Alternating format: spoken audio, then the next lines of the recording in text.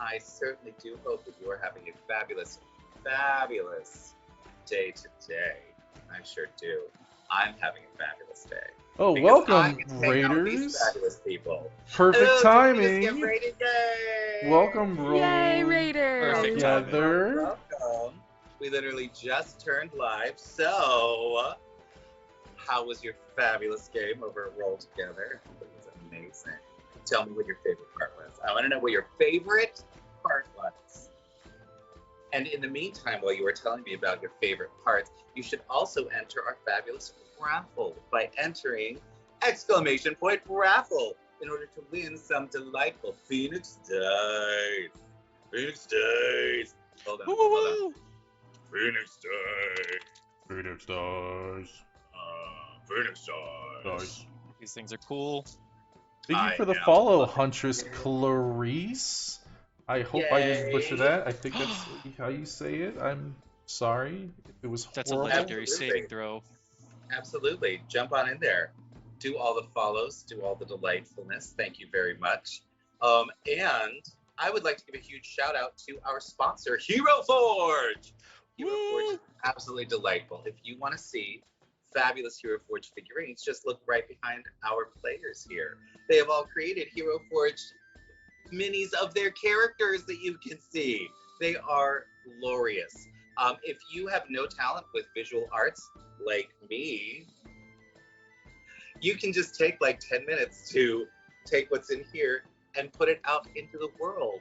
You can actually see your fabulous little character, and if you fall in love with them, you can order them as physical minis because it's amazing, and we love them. Thank you for the They follow, really, Xenobite. yeah, they really are just like a lovely member of the community. They're really cool.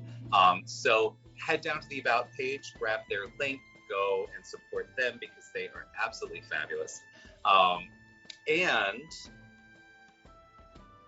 today, we're going to see what's going on with our players. So I'm just really curious.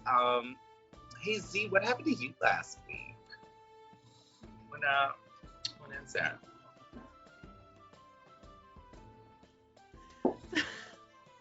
Sorry, I'm laughing at Hooli. I went into Hooli's chat last night and I may have tipped her $2 to force her to do 20 push-ups because I had to do 20 push-ups last week and now she's threatening me with more push-ups today. Yeah.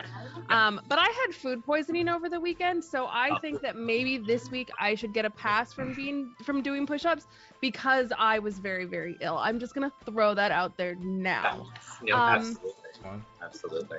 You could also just That's do Uno reverse. You probably have more channel points than Hooli anyway. You'd be like, actually, no, you, Hooli. No, you. I mean, we have no way to verify Love that. other than, honesty and integrity, but, Yeah. we'll see. That's true. That's true. I'm so Well- sorry. So, so last week, oh my gosh, last week was a bit of a mystery. We, after having escaped the demon web pits, it was amazing. We were back in my village and I was so happy to see what was left until I discovered that nothing was left, literally nothing. It was basically leveled. There was about that much space across the entirety of the whole thing. And we were all trying to figure out what to do and just it was very emotional, and we went to bed and then we woke up and we had an entire pallet, I guess you could, an entire pallet of tritons dropped on us through the roof. And then we discovered that we were being assaulted by invisible creatures and we just had to run. Unfortunately, if Daraxus had remembered, he could have just teleported us away from everything. And I'm not naming any Daraxus names or anything, but it would have saved us a lot of time and like energy and heartache if he had just remembered that he could do that. But it's fine. We ran. Well, not Daraxus. Daraxus got carried. Daraxus did not exert any physical activity at all. It was fine. And then, we got to eventually, after teleporting, got to the base of the mountain and, entered this city. And fought one of these creatures, and we should not have fought. Oh God, I got turned into a whale. Sorry, just Yeah. remembered that. Yeah, you did. Um, You did. That's the thing that happened to you. Josh, Zach did remind me though that technically my hip, I should not have probably gotten knocked out from the damage from the force impact of being a whale, because I would have had whale hit points.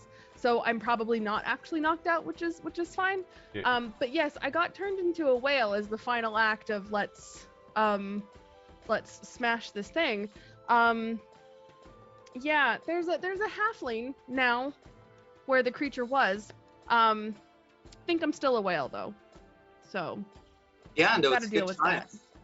So wait, Yeah. so now tell me what while all this was going on, what happened to you, Duraxis? Yeah, while this was going on, there was a lot of crying. There was a lot of being traumatized and not being in the right frame of mind. And you should consider yourself lucky that I even thought about that I could do that. Because I just came from my own personal hell. And yeah, so I'm not going to take on all of that responsibility because I think that is like blatantly unfair. I'll take a little bit, but there's a lot going on. Okay, there's a lot. We're all trying our best, and yeah. So I'd appreciate if you could cut me some slack. Yeah, this is hard for everyone. Okay. It is, and I appreciate you. I see you, and I will do everything that I can to ruin your life. Oh, perfect. I love it. What about Reginald? What the hell's going on with Reginald? Well, yeah, last time was pretty weird. Everything was falling apart, especially Duraxis. But you know, we'll get to his therapy session eventually. Yeah, so I think Lilith really covered all of it. There was the Tritons that fell on us, and then a lot of running away from this thing that was torturing us. Yeah. But it just wasn't a lot of good things, you know. Hard to see the silver lining in those ones. You know, maybe it's the friends we made along the way or something like that, but you know, we'll see. Aren't most of your friends dead? And by Yes. friends, of course, I mean pirates. Okay, I just Well, Yeah. I mean, to be honest, I kind of just met them, Yeah, we kind of did. so okay, great. Well then, fuck them. Who cares? yeah, I mean, They're still people, but I mean, it just doesn't quite feel as personal as it could have been, I suppose. Well, then I don't feel bad not sacrificing my vampires for them, because my vampires, it would be personal because they're my people. So no, I don't feel bad. No, I mean that makes Well, I mean, they're people as well. makes but sense to me, but I mean, Well, It's, you know, it's the classic trolley problem, Kyle. I can let the trolley hit the pirates, or like I can let the trolley hit the vampires, or flip the switch and let the trolley hit the pirates, and I'm gonna flip the switch every time. no, I get it. You're a monster, and that's okay. It's okay. So it's okay to be a terrible person. Wow. Fine. Little xenophobic of you, but that's fine. ooh, Xenophobic specifically means that it's people from elsewhere that I'm scared of. You're from here. You just happen to be a vampire. So I feel like that would be what a hematophobic is what I would be, you know, Do scared you of. look? Human bodies make blood. I don't see what the problem is. I only need a little bit. You can lose a little bit. It's fine. It's a great diet too. Like just get your blood sucked out on a regular basis. Yeah. Absolutely, yes, 100%. Think Very of me glad. like a human dialysis machine. I just don't give you anything back. Yeah. Oh. Okay, that's the problem. I see. That's See? the problem. Okay. Yeah. Now I see where that equation falls apart. Okay. It's like bloodletting, you know, that worked for the those For people, thousands right? of years, it was Totally. fine. Totally Yeah. fine. Absolutely. I personally think that it's important that we know where we ended last stream. Yes. As a whale. Okay. Probably traumatized. Also Absolutely. in the city that Kilnasi hails from, which is a name of a city that I remember totally. Kalamundra? We believe you. Kalamundra. That's one. Yes. Kalamundra, the capital city of Nanked. And I Built think we're to still the in side an of the alleyway. volcano. Yeah. You are. Yeah, we're in an Wow. alleyway, and we have 2 whales. You do. Yeah, we do. And oh, there's a person crying. Another person crying. I mean, Oh, who is? Halfling? Are they a halfling? no, or whoever a changeling? came back when we smushed That was a halfling. the nightmare creature. Are they conscious? Can we? They're crying. Above table. Who cries Oh, that's right. unconsciously? It wasn't. Someone came back. It wasn't a halfling.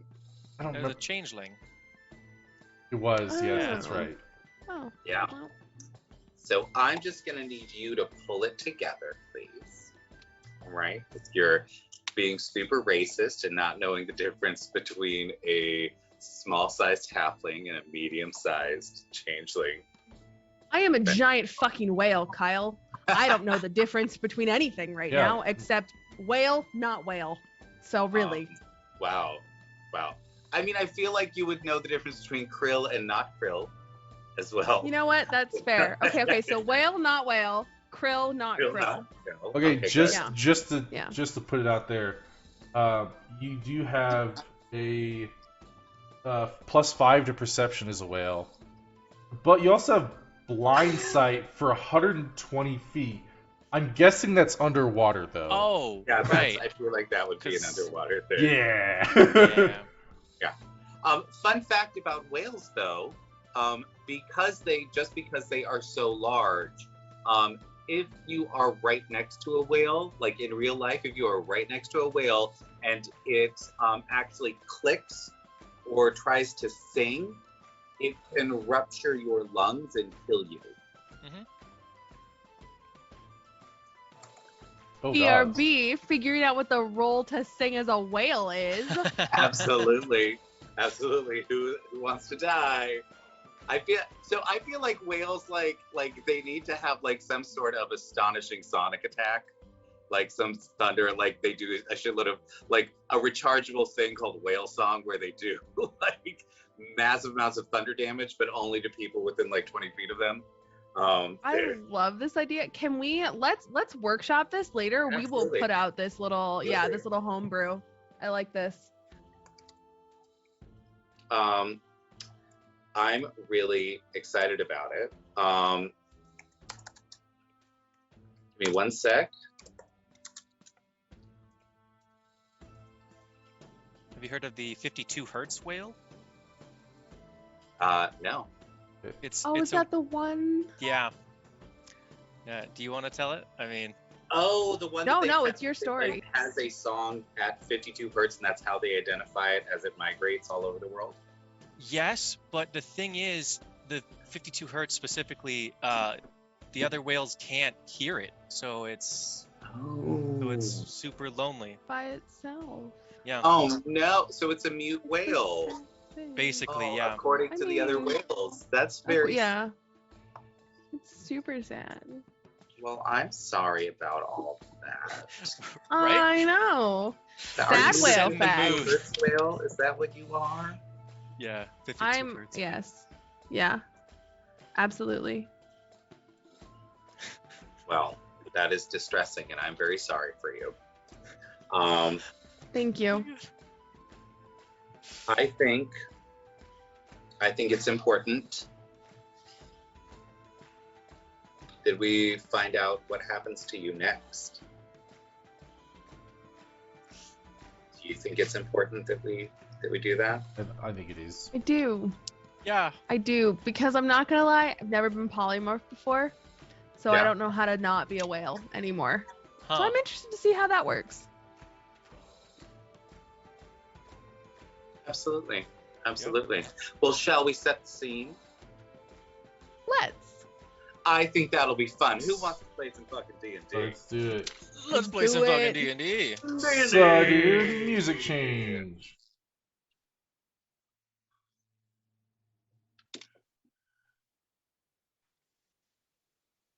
And for some reason, it's not playing. Let me fix it. Okay, your Yeah. character's gonna die in a minute. Okay. Like, that's what happens. You get punished with character death if I don't get my Is music. Is that why Alright. he dies every game? Yeah. Every game. Ooh. It's because I also run the stream and I get distracted. And Kyle's like, guess what? 50 damage, bitch. I'm like, oh, try. You guys Okay. try. Absolutely, yeah. Alright, there we Alright, go. We're good. We're good. All right.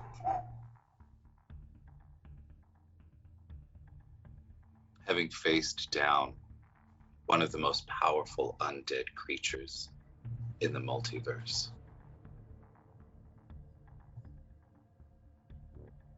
you think you are safe. As time passes, the two whales that lie in the alleyway. Was it just one whale? One whale. No, I did both. Oh, two whales that lie in Yeah. the alleyway, singing to each other, one able to hear the other, one not. Oh, no. Slowly, the polymorph spell fades,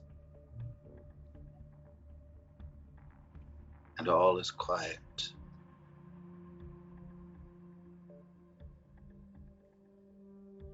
You hear the vague rustling of movement, and at your feet, a changeling rolls itself over.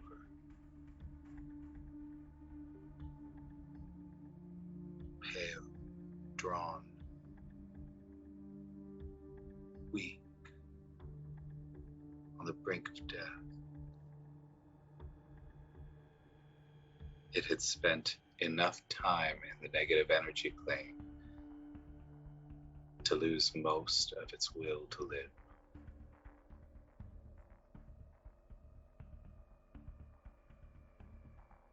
What do you do? Drop down and cure wounds. As you do so, something strange happens with the spell. You can feel the spell go off, but it seems like there is some deeper well of distress. It only seems to work halfway, and the rest of the spell simply melts into the darkness.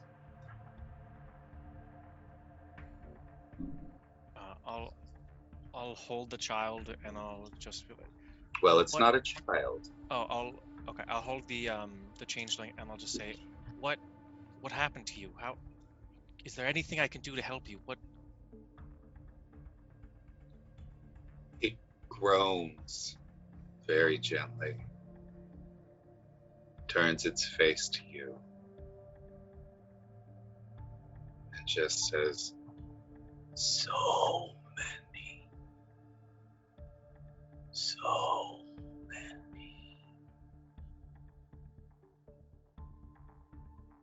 And you feel him go limp in your arms.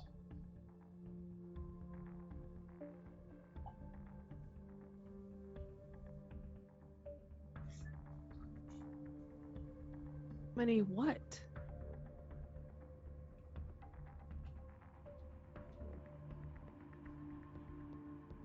And he did. Would you like to do? Thank you, Ready, Set, Grip for the follow. I'll lay him down and I'll just look up at my party. Just something needs to be done about this, but I don't know if we have the power to. That thing was terrifying. But I don't even know how we killed it.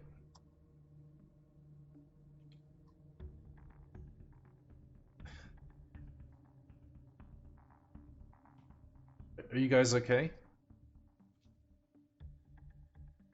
I mean, to be clear, didn't really kill it. We Oh. just sent it back Oh well. to where it came from. So, It's gone. And it's, I guess, all we can really hope for at this point. As you continue speaking to each other, you see a figure approaching. Beautiful, raven black hair, flowing all the way down to the back of her knees. Lovely almondine eyes with luscious lashes. A high-necked gown, chased in pearls and diamonds, shimmering in the light, perfectly sewn and fitted to her body. She seems light as air, gentle and kind. She approaches and says, "You're not who I thought you'd be."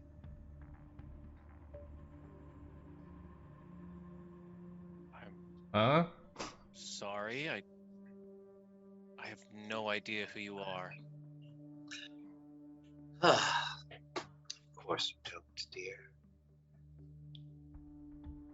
I was thinking that it would be the others who would show up first, but I'm glad to have you. I think it's time that we spoke. Yeah, it's still nothing. For, Um, forgive Oh. my others? rudeness. She I don't- points up. You follow her finger and you see a statue. 100 feet tall.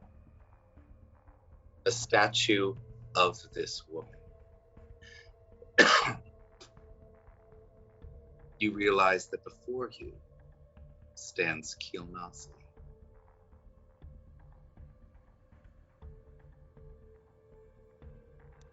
oh shit. Why aren't we dead?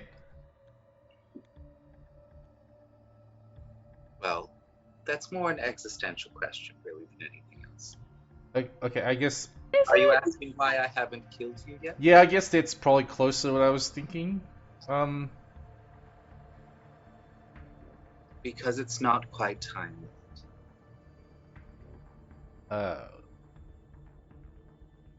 And Okay. what is it that you want from us? From you, very little, honestly. I can't have your touchstones because I already have my own. But it's important that you are all here when the final pieces slide into place. Come now. Would you care for refreshments?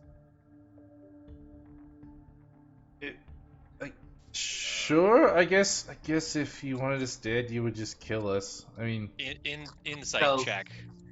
To be fair, you may absolutely make an insight check. Yeah. I don't trust this lady as far as I could throw her, and that was an Right. awful What'd insight you check. get? What'd you get? I got an 11. Yes, she's Better absolutely. than my 5. No, yeah, absolutely. She's telling the truth. 17. With 17, she's telling the truth. she looks at you and she's like, besides, I wouldn't be the one to kill you. And you see a dozen of those creatures rise up Oh. behind various buildings around you. Oh, okay. Awesome. It's not like she's giving us much of a choice here. Yeah, I mean, You absolutely do have a choice. You can throw yourselves at my minions, get destroyed. I hand out your touchstones to my followers. We reshape reality.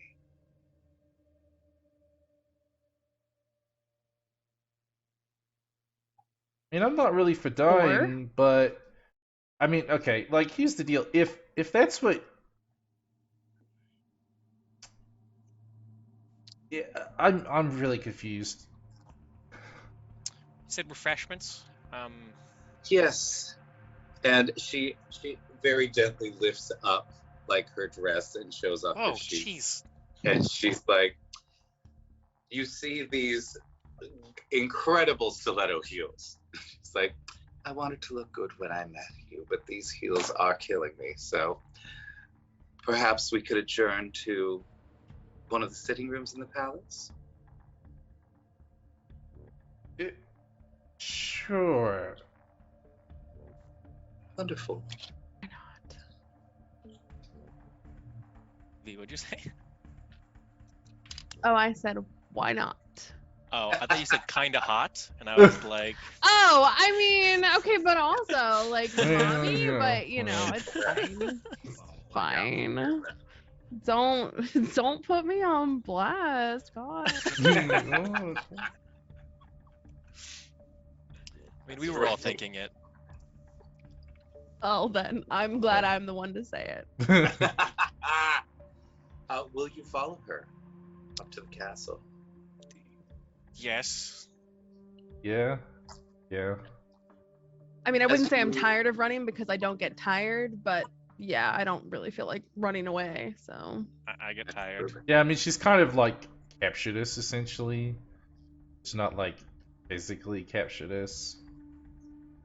Yeah, we're kind of like Yes, prisoners at this point. do come.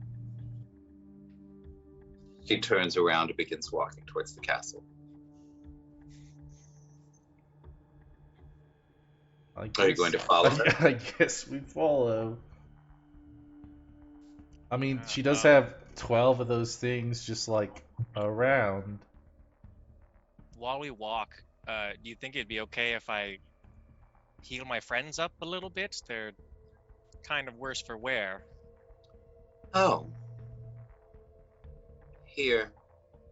And she waves her hand, and you can feel does anybody have access to healing spells? Who does? You can give me an Arcana check if you like. Yay! I love Arcana checks. Reginald does. Really does. That's a 30. That's a. You know instantly that she just cast mass heal on you and your group. Reginald knows what that is, but Lando doesn't. I mean, Mass heal is one of the most powerful healing spells in the game. gotcha. It literally casts heal on everyone within, like, I want to say, like, 60 feet. Much appreciated. Wow, that was crazy. My guess is I don't have enough hit points to not be fully healed. Absolutely. There is, as you follow her, you see that these creatures essentially create a cordon around you. You realize that they are all about 40 feet from each other, meaning that if you attempted to run, you would have to run through their aura of destruction. So you can try, certainly, but you will take a lot of damage as soon as you do. just as Well, just as a if test. somebody would remember a teleport spell. Well, here's what I'm gonna do. Just as a test, I'm just going to cast like a little gust cantrip and see if we can still cast magic. Yep. It works. Yep. Good to know. Okay. It just works. Yeah, she's fine. Guys, I don't like any of this. yeah, I mean, like none of this. I think I gathered my thoughts a little bit, but I don't really want to die. But if she's not killing us and just taking our touchstones, that means that whatever she has planned is better? And then that means that's worse for us. So, but I don't really want to die. As you're saying this, she hears you and she just speaks over her shoulder. It's not worse for anyone.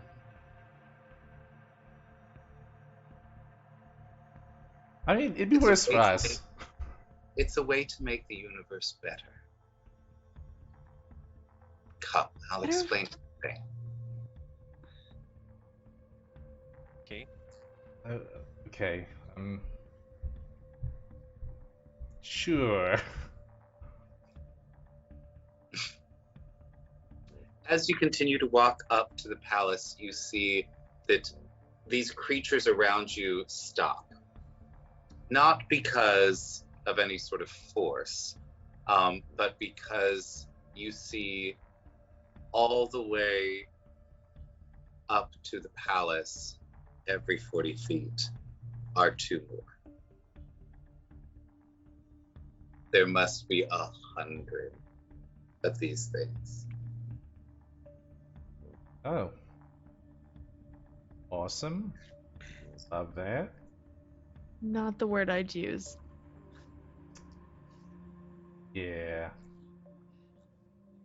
Probably right. As you step past these shadowed figures that literally suck the life out of anything around them just by existing, you watch as the cobblestones seem to slowly be turning to dust around them. Nothing can withstand the degradation of their presence.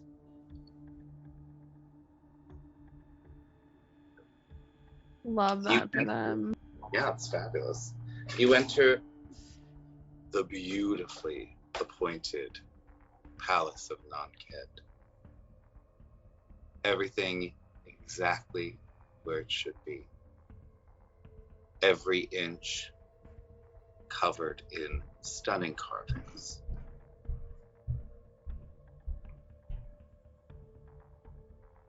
You walk into the palace and see everything appointed. Well, everything outside was white and crisp. Everything inside is greens and reds, deep and lush, silks and velvets.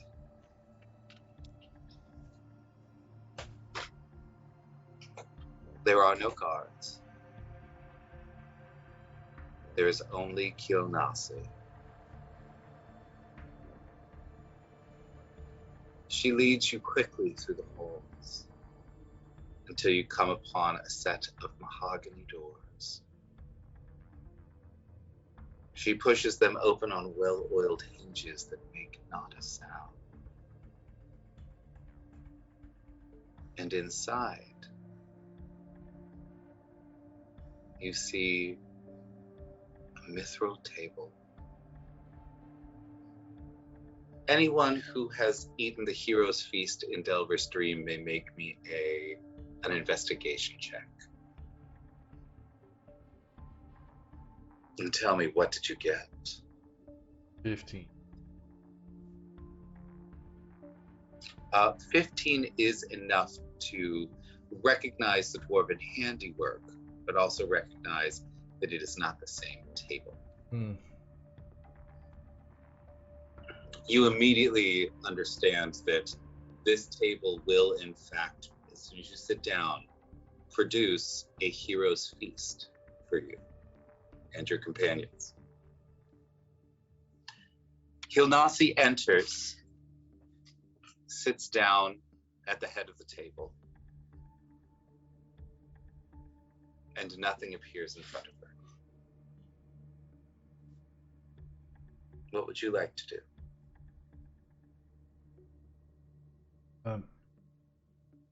Do I know? Was that 15 enough to know why it didn't happen for her?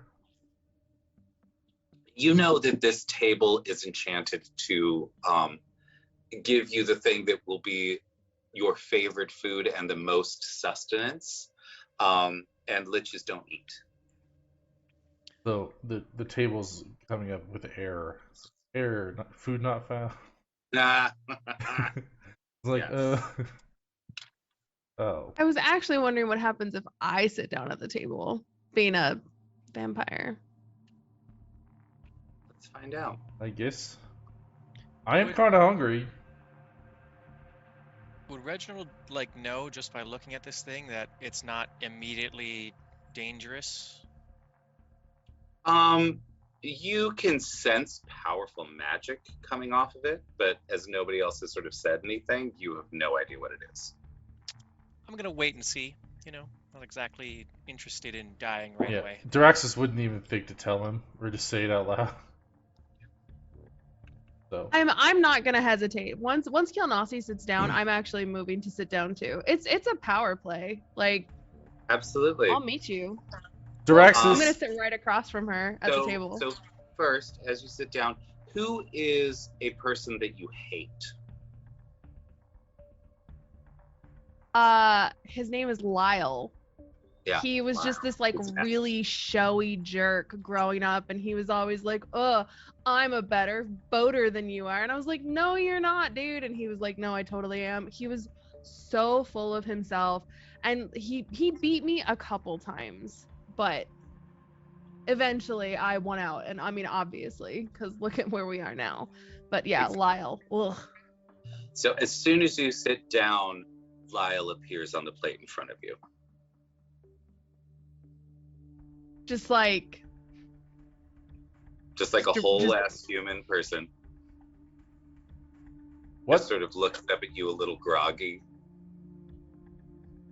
What the fuck? Lola, what are you doing here?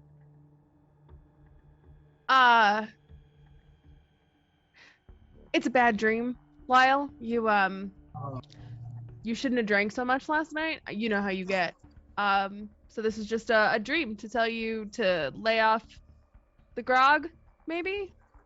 I shouldn't drink so much. This is weird.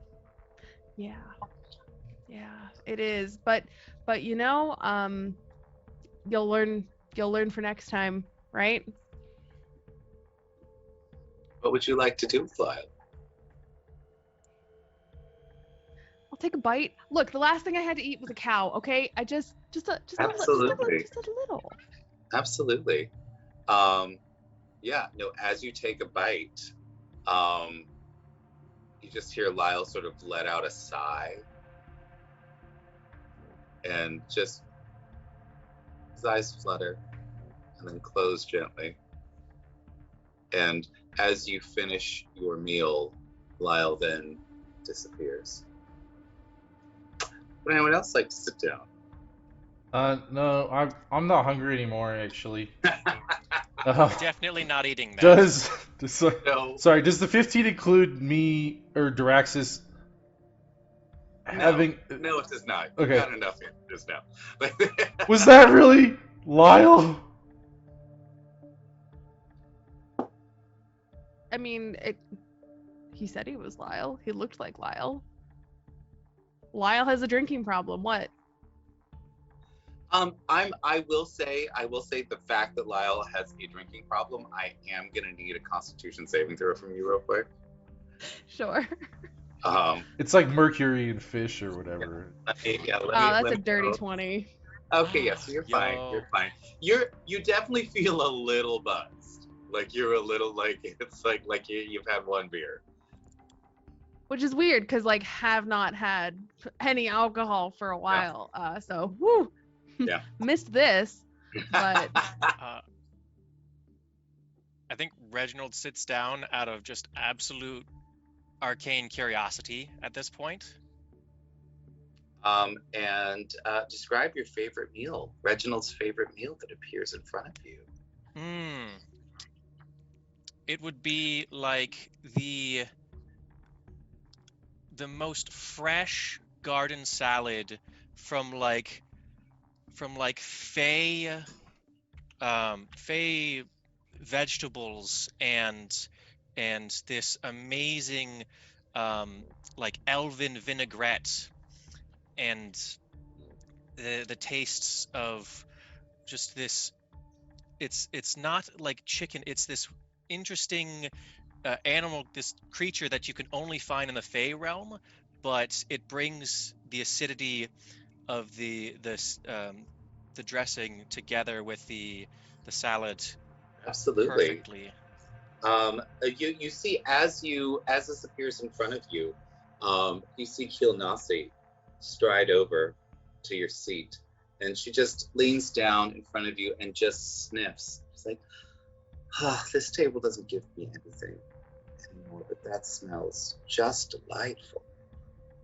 It's really the most delectable thing I've ever had. I've only had it once before while passing through the Fey realm, but Well, that's just lovely. I'm so glad that you could have a moment of joy here in the castle.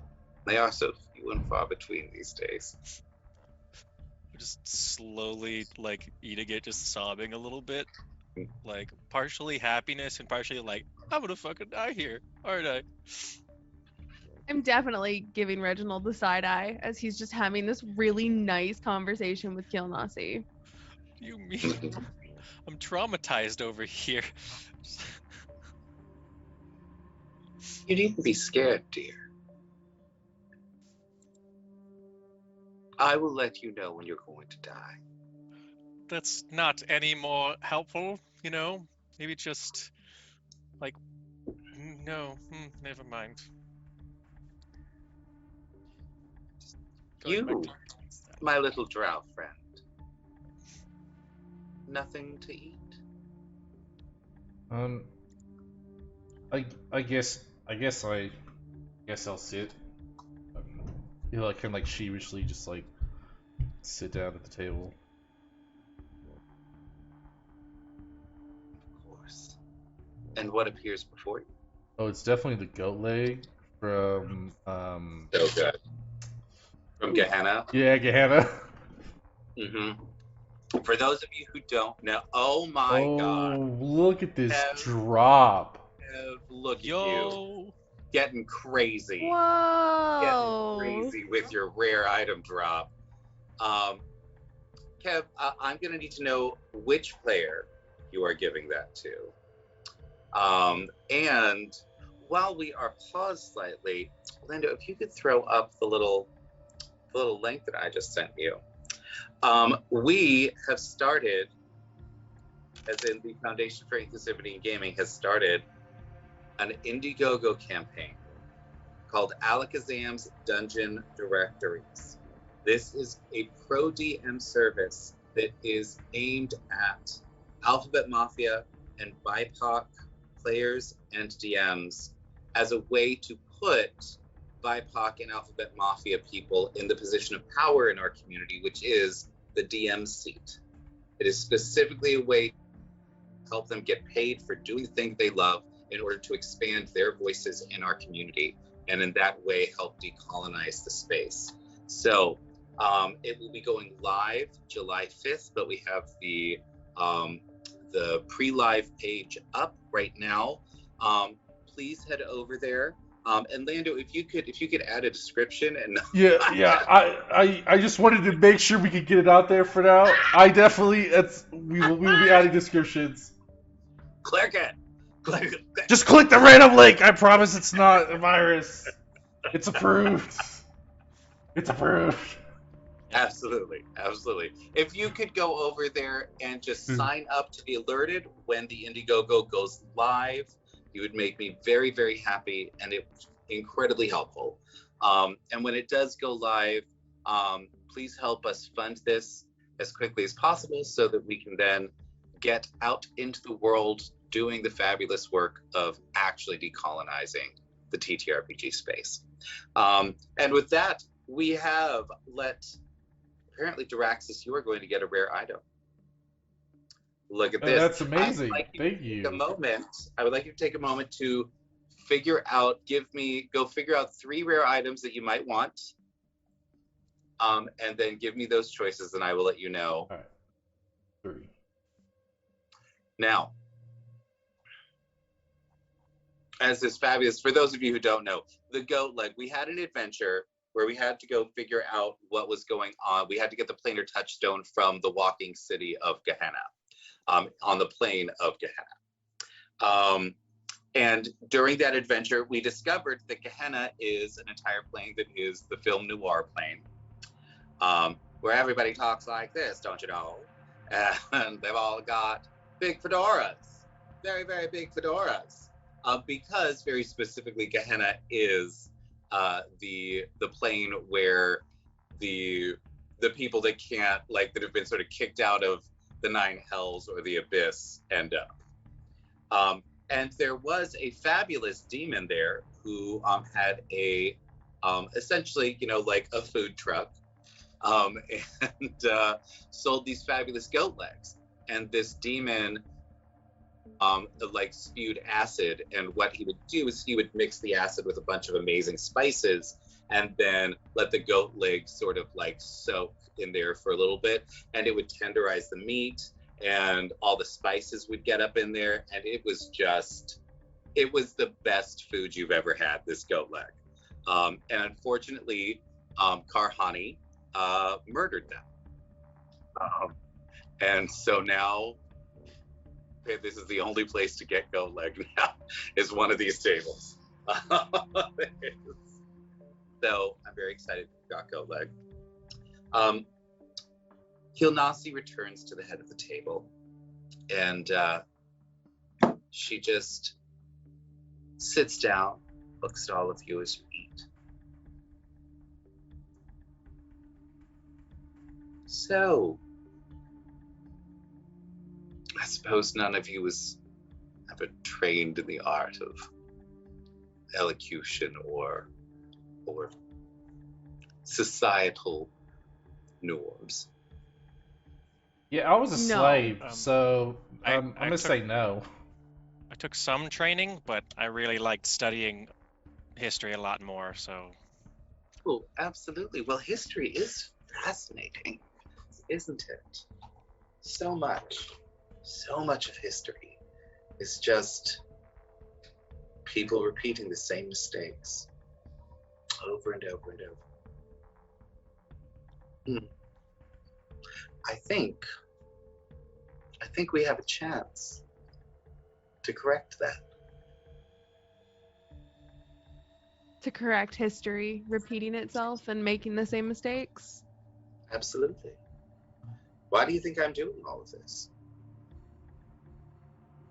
I don't know if it's actually really fair to say that you're trying to stop history from repeating itself by just making sure that there's no future. That feels kind of like a cop-out to me. Oh, my dear. If I wanted there to be no future, that would have happened long ago. I had everything that I needed to destroy the multiverse 400 or 500 years past.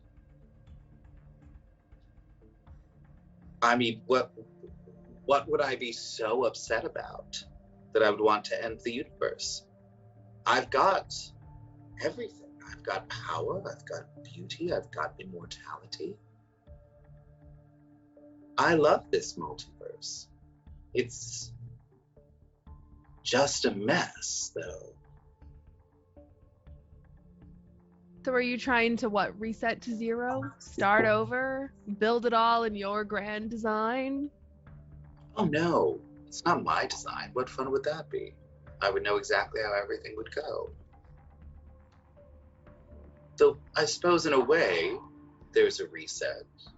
Absolutely. Come. Let me show you a few things. You might understand a little bit better. And she stands up and strides out of the room, down the hallway. I'll follow. Keeping the salad bowl.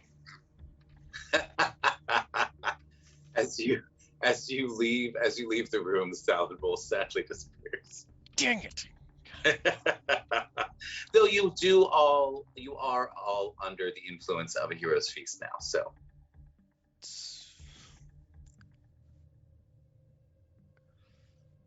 Let's see. Weird. I think that's the only time that Lyle's ever been called a hero ever. That's right. Can someone else roll the 2d10 for Heroes Feast? It's just terrible. Those 2 1s. I didn't think that was possible. Let me see. Come. There we go. It's better. 9's better. All right, I'll follow along. As you follow Kilnasi, she leads you down a few flights of stairs. You realize that this palace is far larger than it looks on the outside, and things are getting warmer as you're progressing into it. The whole city is built into the side of an active volcano, and you realize that much of this palace, and probably much of the city, is built into the mountain.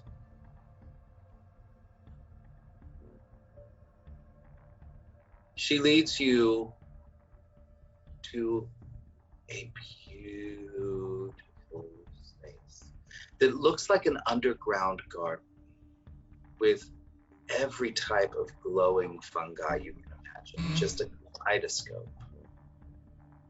Thank you for the follow, Catsy Rattle. There's a stand in the center, filled with what looks like black ink. Kilnasi strides to it, dips her finger into it, and suddenly all of the delicate arches that surround the central arena glow and begin displaying images. Initially, you're not really sure what you're looking at, but eventually, as things come into focus, you realize that they are all places that are significant either to Kilnasi or contain objects that either are or were hers. Oh, shit. In one of the archways, you see Cortan's study in Delver's Dream. This archway is focused very specifically on the bookshelf. You all wouldn't know this, but these are Kilnasi's journals. 1,000 years in the Shadowfell. She recorded all of it. Her experiments, her feelings, her grand designs.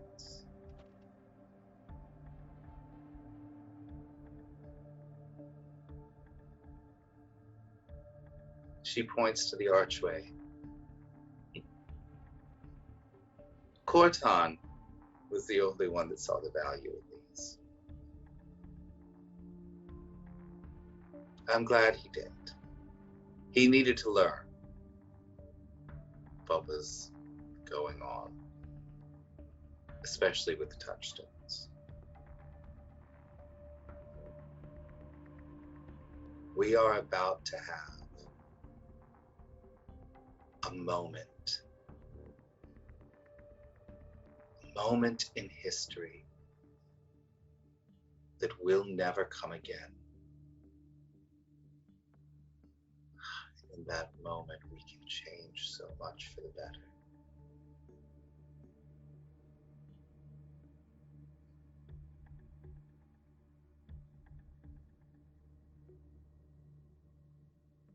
Good God, you are terrible guests. I simply can't imagine what dinner parties at Delver's Dream must be like if all of you just sit in silence constantly.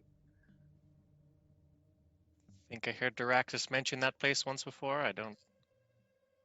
Yeah, I'm kind of terrified. Sorry, I'm not like Oh, shady look. Cathy. We can be civilized, can't we? I mean, Have a lovely conversation. yeah, sorry, above table, I was still looking at the things.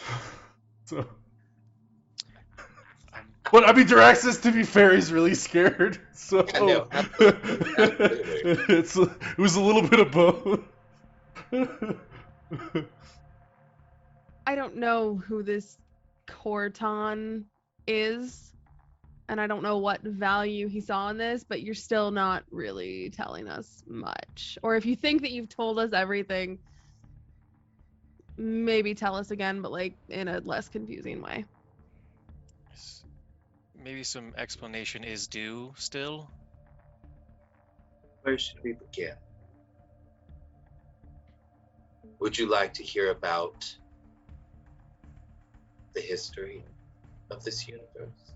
Would you like to hear about the future of this universe? Would you like to hear about Corton self?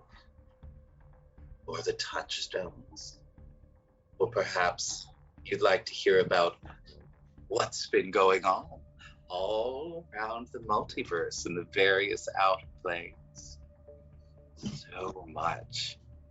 So many interesting, delightful moments from so many who think they are so powerful.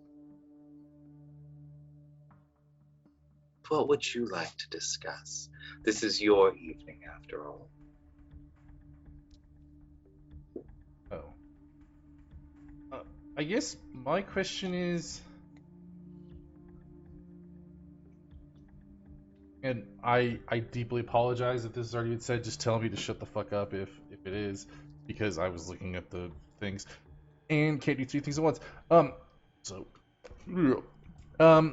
why? What is so important to change that you're willing to just destroy this whole plane of existence to kill everyone? Oh, I haven't destroyed anything. You are the ones who've been destroying things. You are the ones that chose to battle the armies, to shatter the minions, to, I believe it was you, to alter an entire race of sentient creatures in order to get what you want. Yes, yeah. but all of these things were under your command and trying to eradicate lives, including our own. So I have not attempted to eradicate a single life. no, you just told other creatures to do it for you. No. Every life that has been taken at your hands or Corton's. Every single person was still alive. Each one of those Warforged was a person with a soul. Yeah, but like a different person. No. You took away who they were. They were literally metal and oil. And I gave them immortality. With the soul of a person. Yes. That person still exists within the Warforged.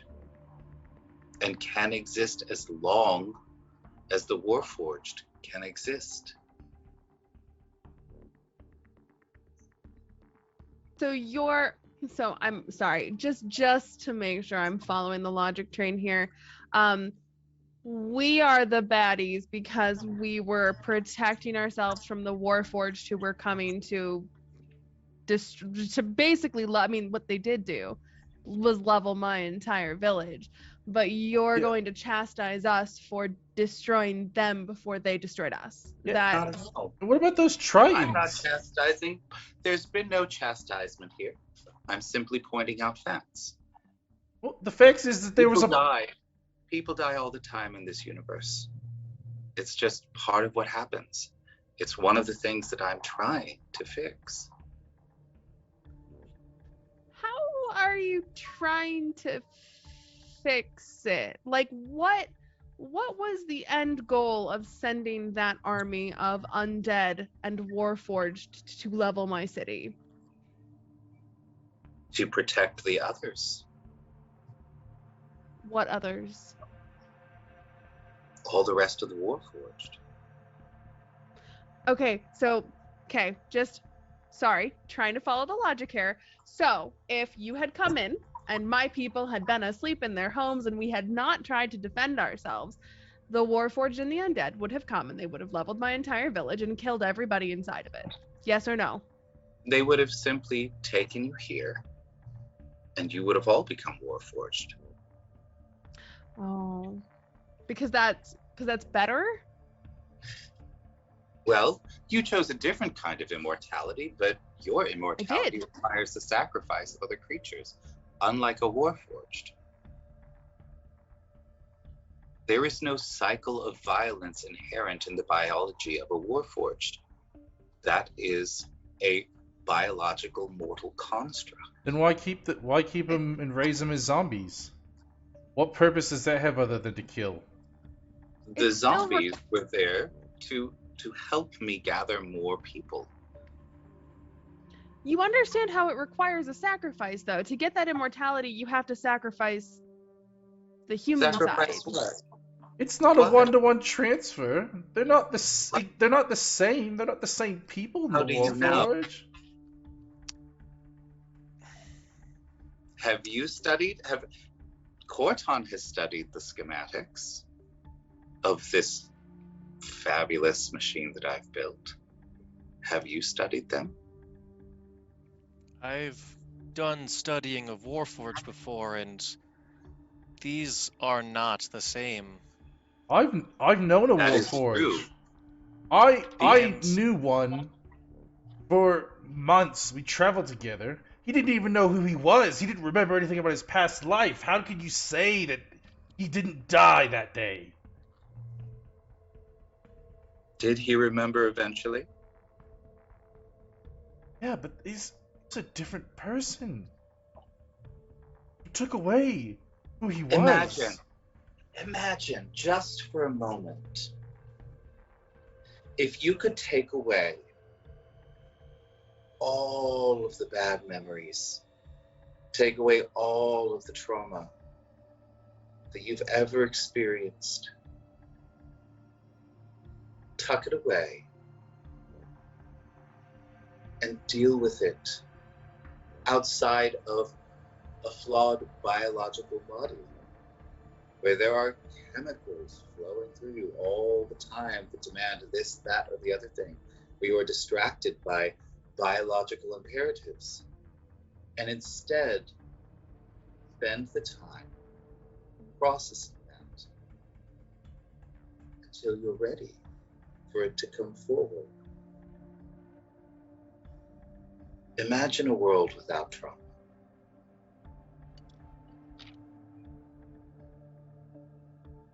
And the only thing that you need to give up are some of your senses and your freedom.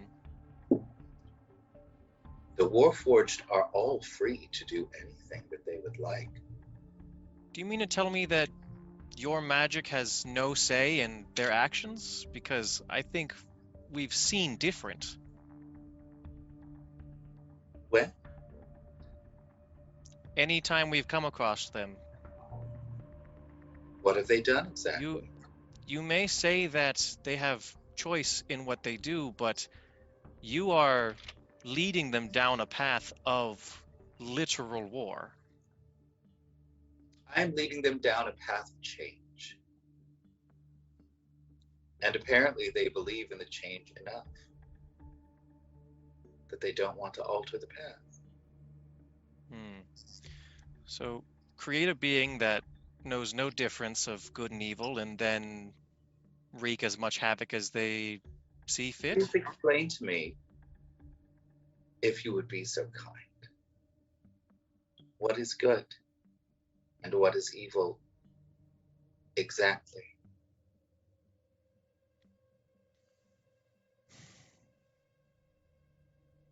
Philosophers smarter than all of us have tried.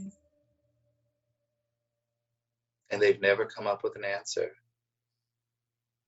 No, but I can tell you that bringing people back to your palace and ripping their souls from their human bodies and sticking them into machines, not really good. Might call that evil, especially if you do it and not give them a choice in the matter. In fact, I gave my people a choice. I'm nothing if not pragmatic. I understand that people are attached to their lives, all the things that hurt them constantly. It's where addiction comes from.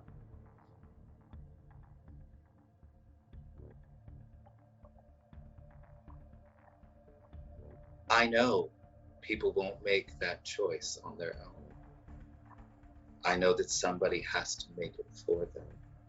Sure, of course, and you're that person, obviously. Yes. Well, that lich. I'm sorry, that lich. Let's not get ahead of ourselves and call you a person. Do you believe I'm not? I believe you Well, were. No. frankly, I believe the key to a good life doesn't involve taking the lives away from other people. Whether or not they had grief in their hearts, it's a part of being a mortal being, a natural life form. But you decided a long time ago, it seems, that you had another path away from nature. And that was the true path for you, but You believe that death is not part of nature? death You is a believe- part of nature. Bodies turn into dust and go back into nature. What you are, beyond death, that is not nature. It's not your nature. That's true. But would you dictate to me what my nature must be? No. You seem fit to dictate to us what ours must be. Yes, Turnabout is fair play, is it not? absolutely not, because we're not coming from the same level of either experience or knowledge. Of course. No, of course. Kilnasi knows best, right? Of course. I understand that you're upset. Hmm. You've lost much. Because of you, to be clear. Just so we're clear. Because of you. Just because of you. Absolutely. Yes, I take full culpability for my role in all of this. But you have seen some tiny portion of what the music of the spheres has to offer. What did it do to you when you experienced it?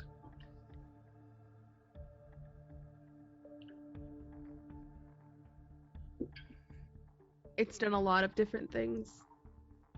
Such as? I just kind of look at the group.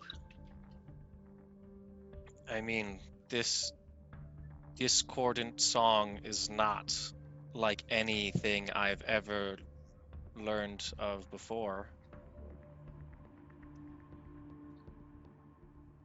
She touches the pool again and points to you. And your memory of the first time that you experienced the music of the spheres, that first time that you were jarred senseless by your touchstone, appears. What do we see? Well, first thing I do is I kind of wince in remembrance of that pain and that feeling, as my consciousness is basically thrust into the shards of glass of the crystal sphere, and the knowledge of almost all things in the universe is crammed into my psyche at once, almost like completely unable to understand anything that's being shown to me, in just a buffeting of information and energy. As this happens, you see the image just cracking and shredding the same way that it did in your mind. Kilnasi takes her finger out of the ink and she strides over. You're no longer experiencing the memory. It is now simply held in this archway. You see her move things out of the way. All of your pain, all of your confusion, everything, until the picture is clear. She twists her hand and the memory begins to rewind. She looks at all of you and says, "This is the moment that I've been waiting for, as have many others. The moment when the crystal sphere will be fixed."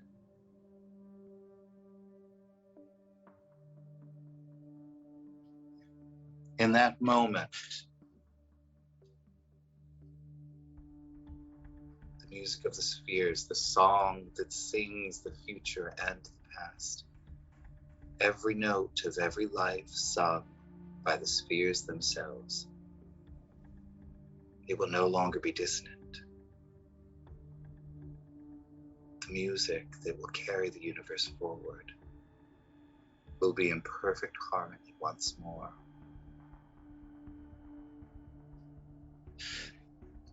And those that hold the power of the touchstones, they will be the ones who decide what music plays. Imagine the ability to end suffering, to end mortality.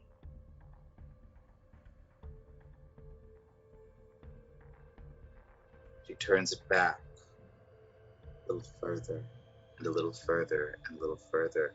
And each of you can feel the energy of your touchstone responding,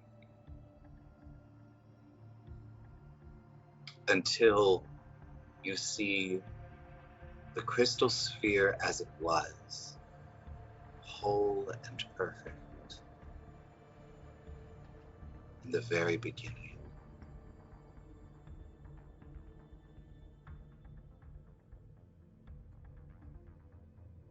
This is what I have seen.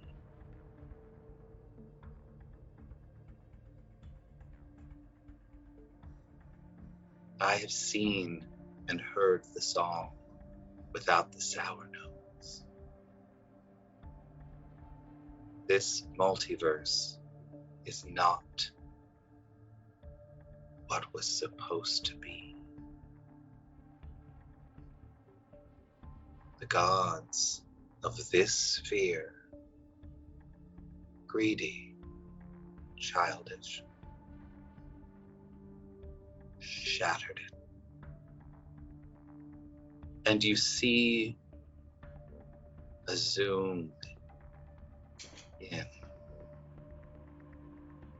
dozens of planets in the sphere, each one nestled in the hands of a different god, each one perfect to that god, and each god jealous of the others, jealous of their powers, jealous of their followers.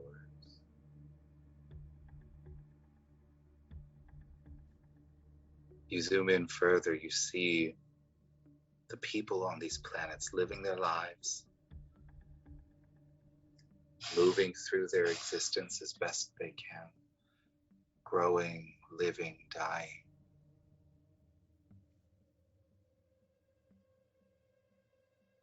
You realize that time for the gods is very slow compared to time for people. It takes a full lifetime of a human for the heart of a god to beat a single time. Gilnasi looks at all of you and says,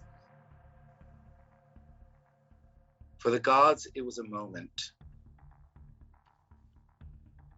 a single moment when the war took place. It was a tiff, a mild argument amongst siblings. You see the god of destruction lift their world, ready to smash it. And then you zoom in and you see 100 years had passed on that planet as it moved. You watched the seasons shift and change because it had been pulled out of its orbit. Entire sections of the planet froze and everything died because it was too far from the sun.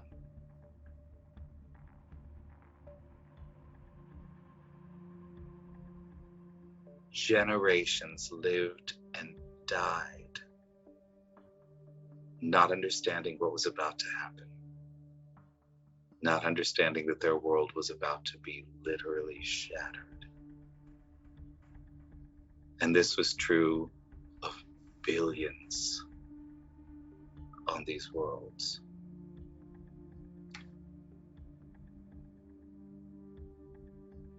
They had no idea, but I did. I saw the shifting seasons. It took me, I will admit, far longer to understand what was happening than I truly care to admit. But I began utilizing my skills in divination to see what was coming.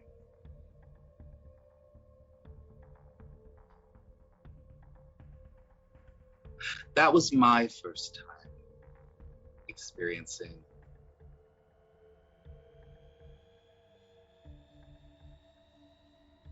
heartbreak, true heartbreak, knowing that my world, my family, everyone was going to die, knowing that everyone on the other worlds was going to die, simply because the gods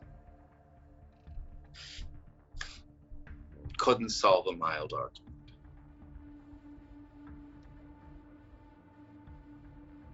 I also began to see what was going to transpire further down the road. And I realized that I needed to find a way to keep myself alive in order to successfully do what needed to be done. Lichdom was the most efficient, and I didn't have much time to make it happen.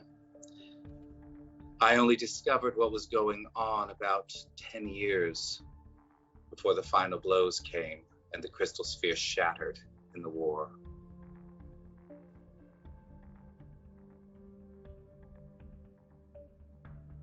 So I left. I went to the Shadowfell.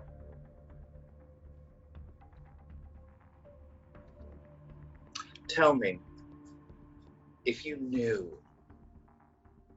that your world was going to be destroyed, that all the worlds that you knew were going to be destroyed, what would you do?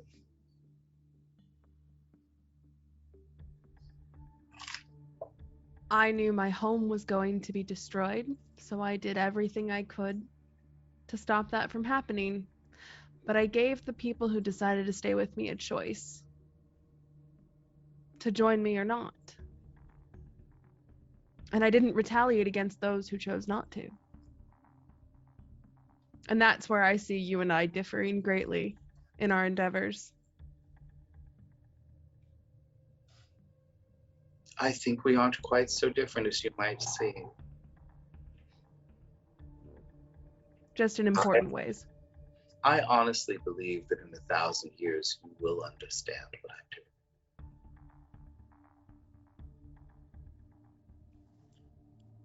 Well, Lolth. What about Lolth? Working with you?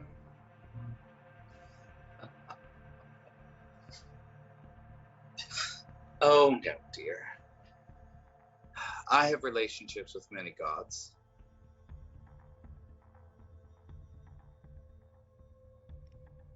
Not all evil.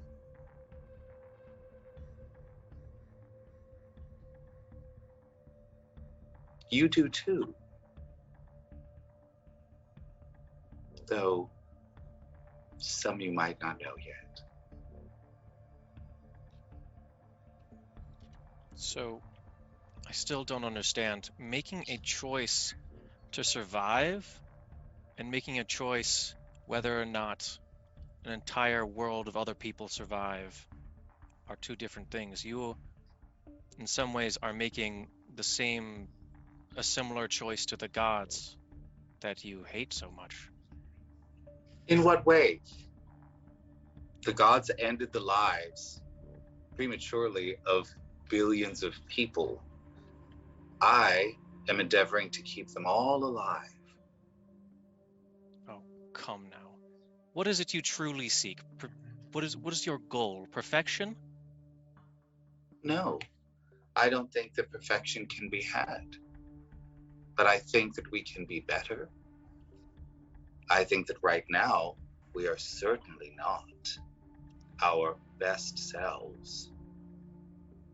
And do you think that eliminating hardship and suffering and sadness? I don't think that hardship, suffering, or sadness will disappear in this new world order.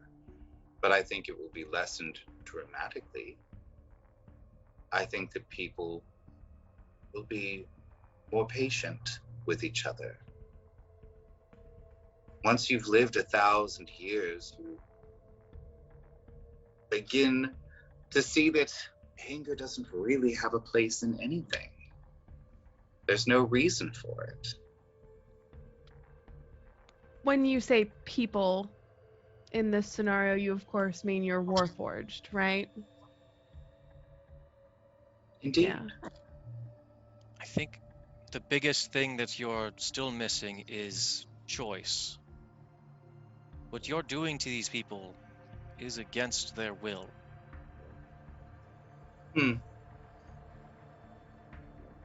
There are many things that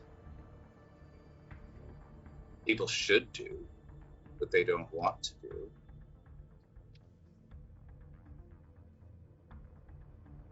People should walk 30 minutes a day. It's heart healthy, but they don't.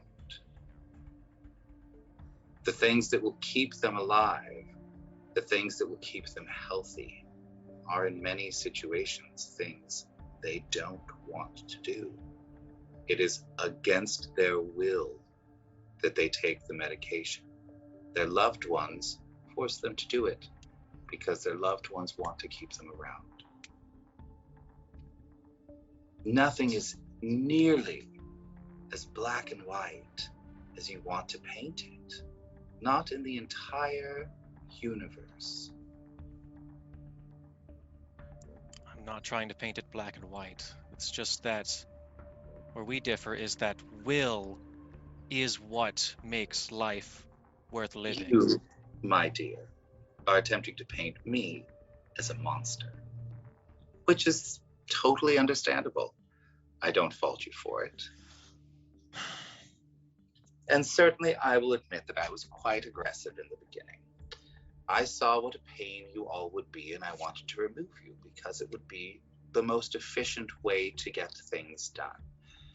But you foiled me again and again and again, and I realized that you are part of the grand design.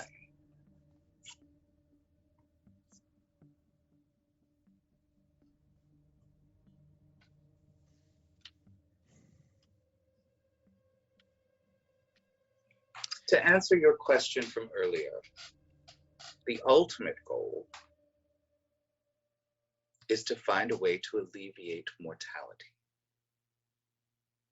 And in doing so, alleviate the need for gods. People pray because they think they'll go someplace nice when they die, or because they think they will obtain a place of power someplace bad when they die. But if you're simply living for the people around you, why do you need the gods?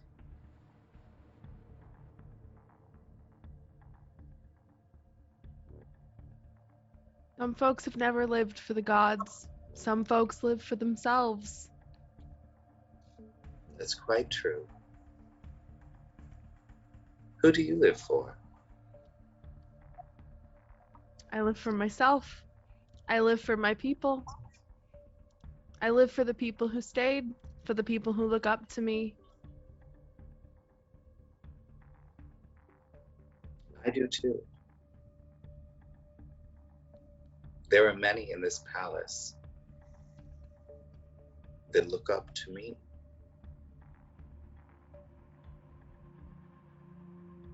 I see no reason that your people and my people couldn't join forces. Why do you want so much from us? I mean, you seem powerful enough. Why not find a new realm and start where the gods did? As I said, there is a moment coming, one that will never happen again.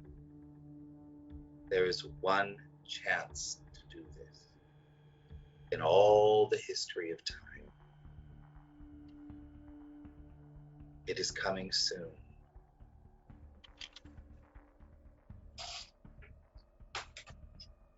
That is why I need you. What will this Yes. new world of yours look like?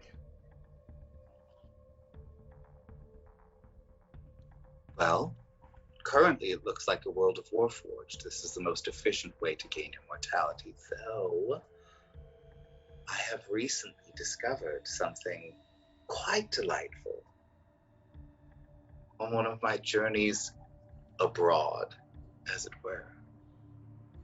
It's an entire race of immortal beings that lives on psionic energy.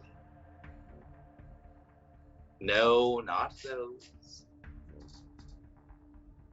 These are kind and curious explorers in the multiverse.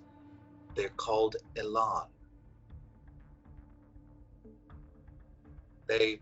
I suppose you might consider them, some would consider them parasites, but they consider themselves symbiotic. They are implanted into a person, and then that person no longer needs to breathe or eat or sleep even. Every cell in their body becomes infused with psionic energy, and that alone is enough to keep them alive forever.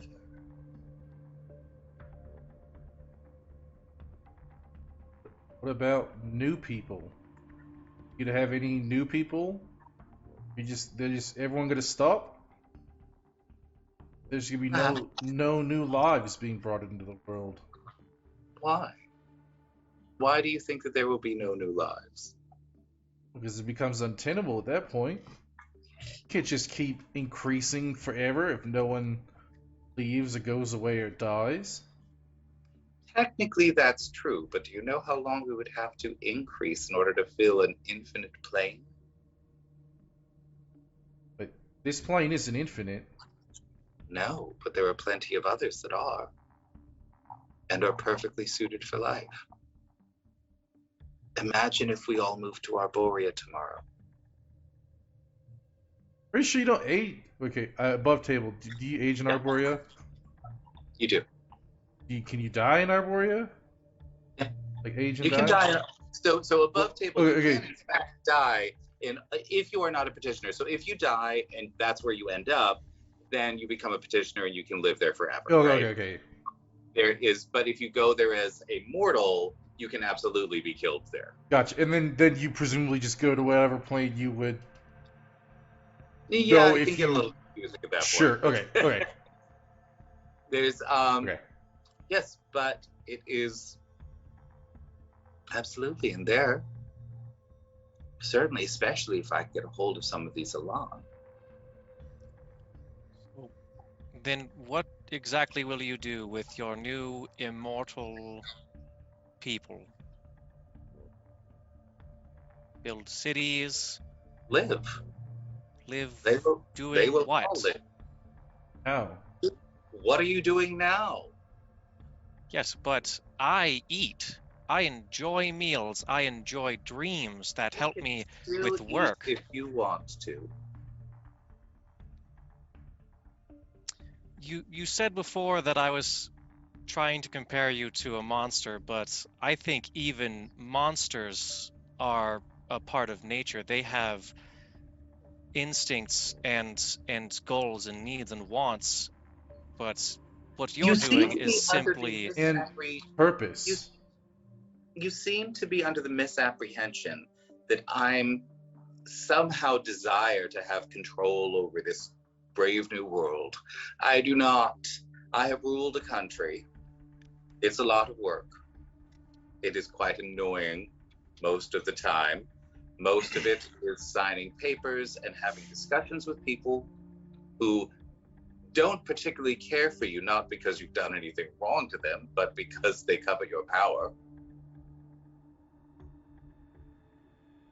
that's No. well understood. That is fine. But where you are demanding control is how exactly everything changes.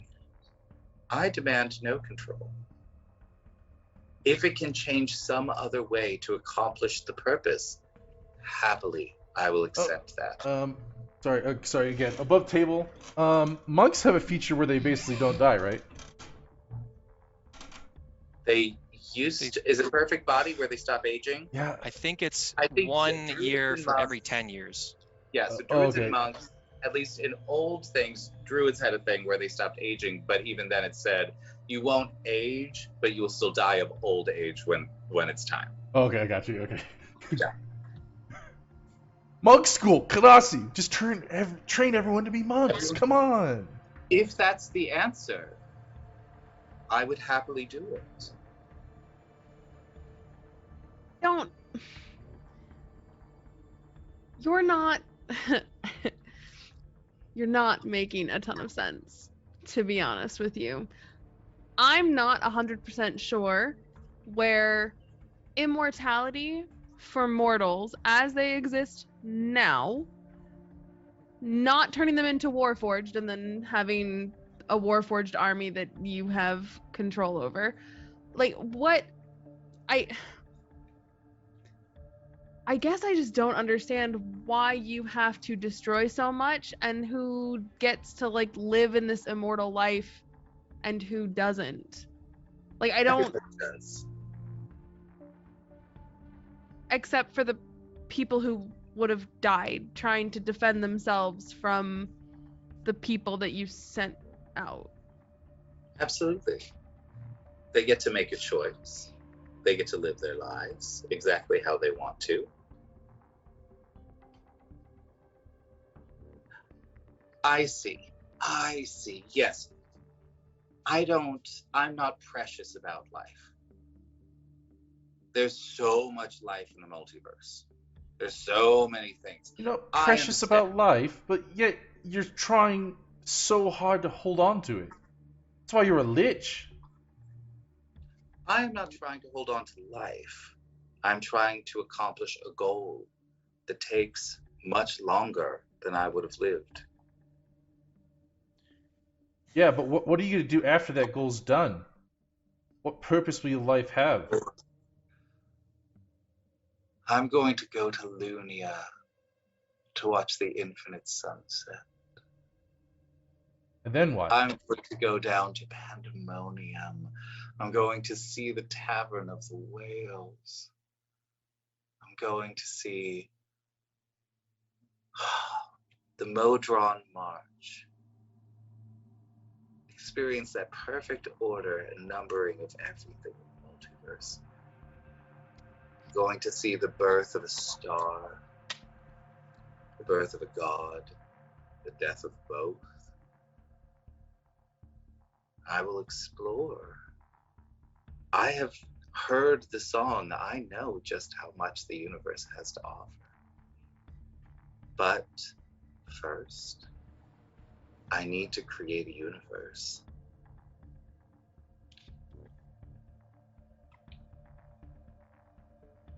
Without suffering.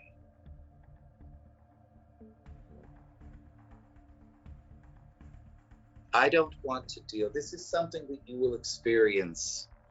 Well, you might not. But our vampire friend will experience eventually. It gets boring talking to people about the same things over and over and over again.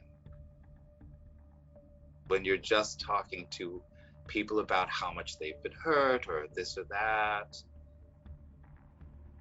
it's the same conversations over and over again.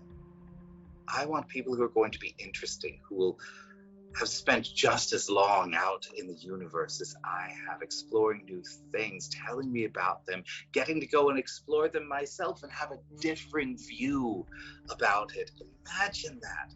Imagine a million people seeing the same thing and having a million different experiences and getting to share those.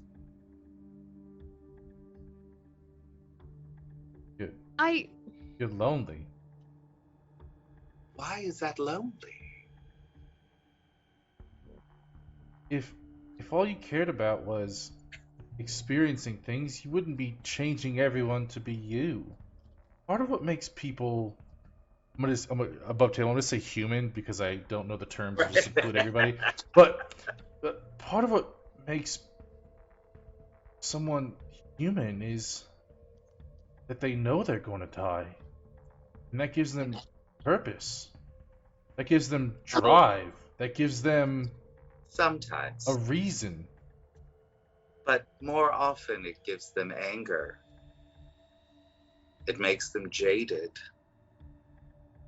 And they will lash out at whatever is close at hand. Typically, that's another person. Yes, enough to create armies of the undead and create themselves as a lich, you would say too.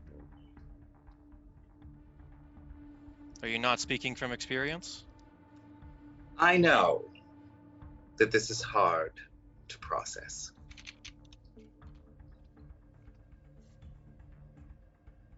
I was hoping that the song was incorrect and that I could convince you.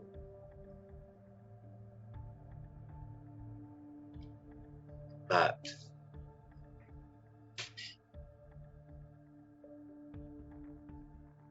I suppose not to be.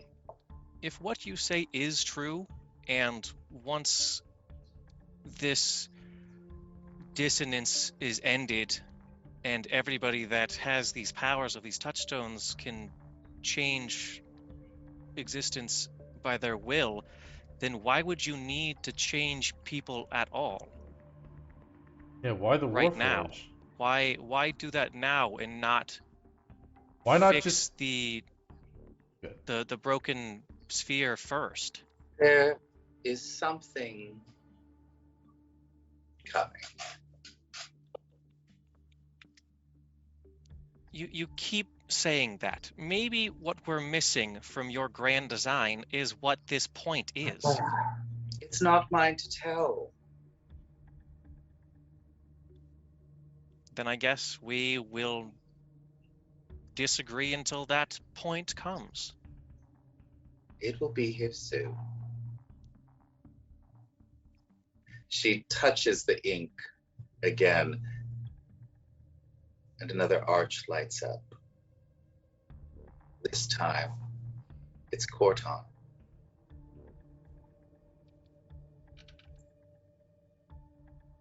You see him at a desk in his study. A stack of filled envelopes next to him.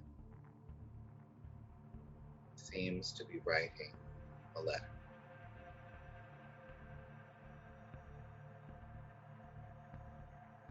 You see just a tidbit of it.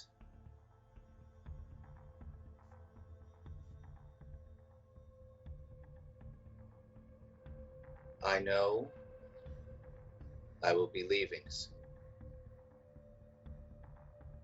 I know I will never return. There's nothing left but to do what must be done. I wanted you to know that the person I am now will always remember you. Keep me in your heart. Keep me in your memory. Love, Corton. And he folds this up, places it in yet another envelope, and begins writing the next letter. She waves her hand, and the image fades. He knows. He will be here tomorrow. He can tell you then what he must do.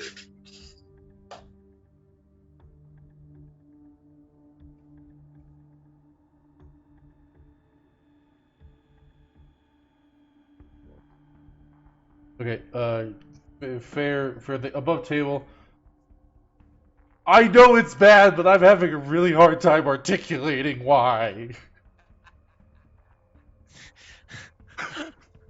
I feel like I'm getting gaslit and I don't know what to do. You are getting gaslit. You are absolutely, you are dealing with a woman who is incredibly ambitious and has 1,000 years of experience. It's going to be difficult to get around her. Like, and she is astonishingly well-traveled and well-read. Yeah. She is incredibly well-educated. I just feel bad because I'm like trying not to be silent for too long, but I'm also like, I really don't know what the fuck to say. Well, thank you. Thank you for the raid, ampersand. Hi, Paul. How was your stream? I hope your stream was fabulous. You are coming into a delightful stream where we are learning all kinds of things about the universe, about our arch enemy, Keel Nasi, who has invited the adventurers into her palace and is having a very civilized conversation with them about what's going to befall them. So welcome. And I want to shout out Ox King Gabe. Thank you so much. 9-month subscriber. Oh my God! MVP. He also gave you push-ups, Lando. Oh, Yeah. Okay, I take that back. Actually. Can we cut that out? We're gonna cut It's that his out. birthday today. We'll What's fix his it in birthday? post. Oh yeah. Happy Yeah, happy birthday! birthday. Happy Oh birthday! And you gave God. me a present. How nice. I know. I was thinking they were gonna be for Aw. me, Love but it. they weren't. You know what? You know what? Because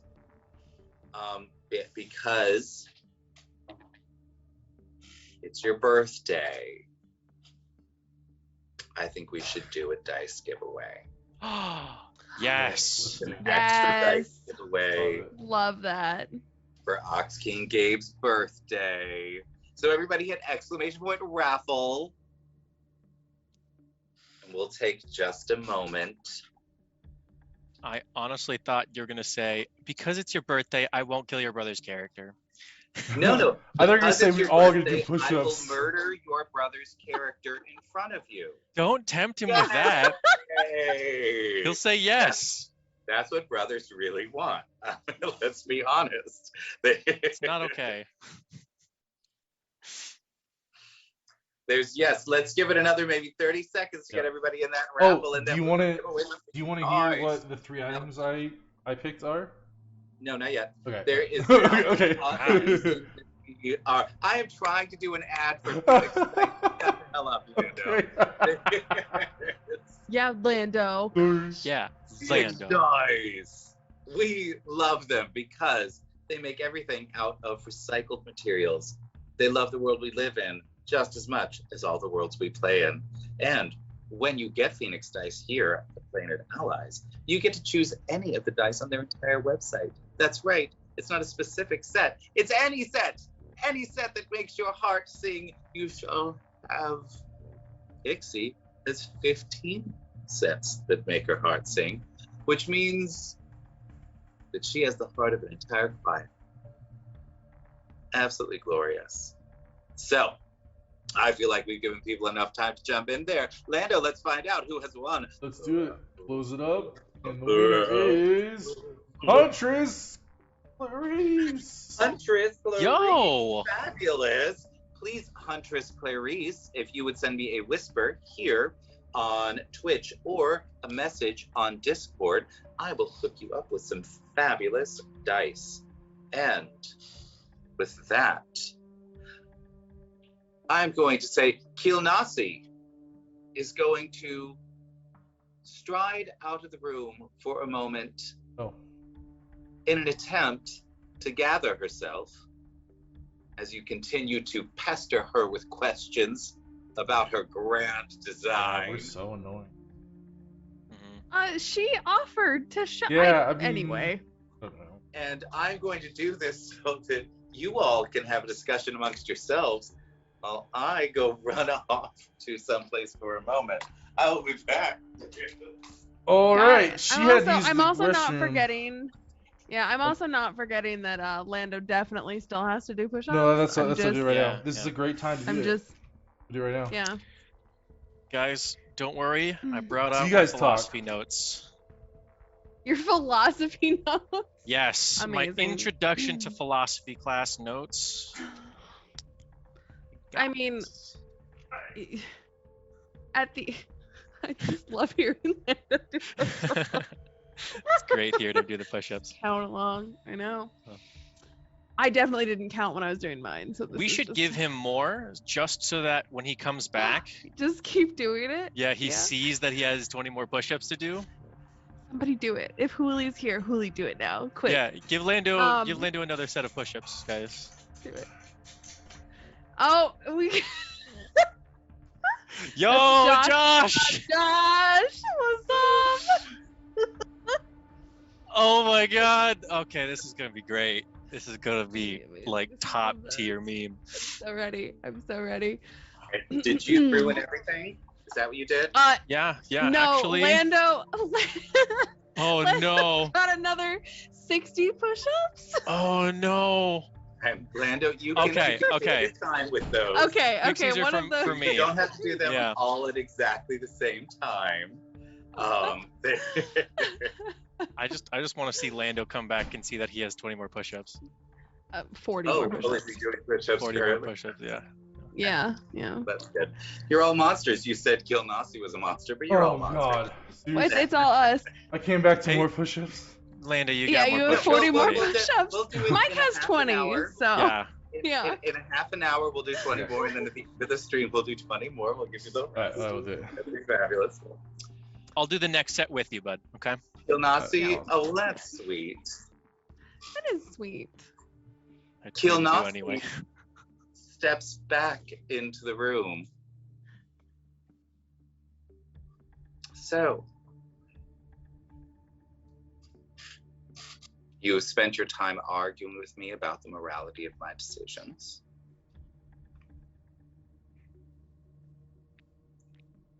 Which is quite boring. I've had these discussions with many other people. Has anyone ever agreed with you? Has anyone been like, oh, now that you've explained it to me, I get it. Has it ever You'd happened? You'd think after all that time, Absolutely. too, with the arguments, you would get better at it, at the very least. I mean, My dear, I'm so sorry that you don't understand enough to even understand how well this is going for me.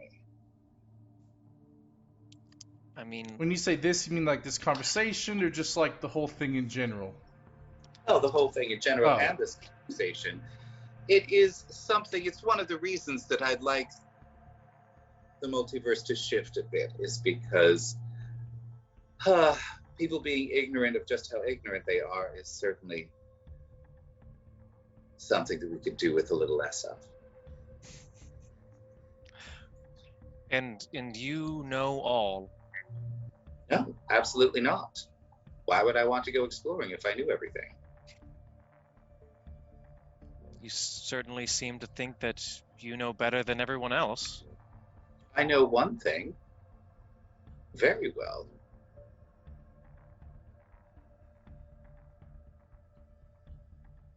And that is, What would make the universe better?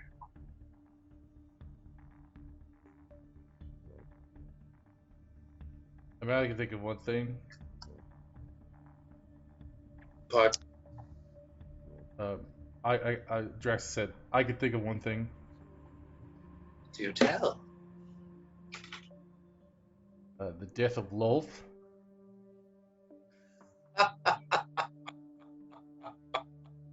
Absolutely. You're quite right. Loth and all the other gods. The freedom of the Drow. My people. Certainly. Absolutely.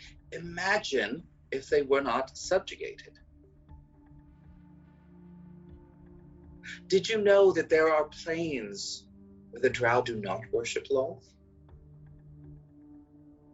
There are places in the multiverse where the Drow are free. They've never known the pain of worshiping her. Really? Imagine that. All across the multiverse. Yeah, they'd be free Yes. to do what they want to do, Yes. and not be forced with the ideology of another. That's true. I That's just kind of what I look at want. Reginald. Why are we looking at the silly mage?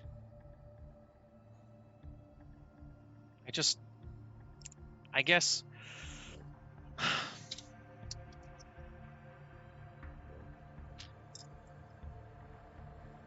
you are doing all of this, but you still need to remove perceptions in order to create this world where you think that people will be better, will do better, will be a little, you said a shift in the right direction. But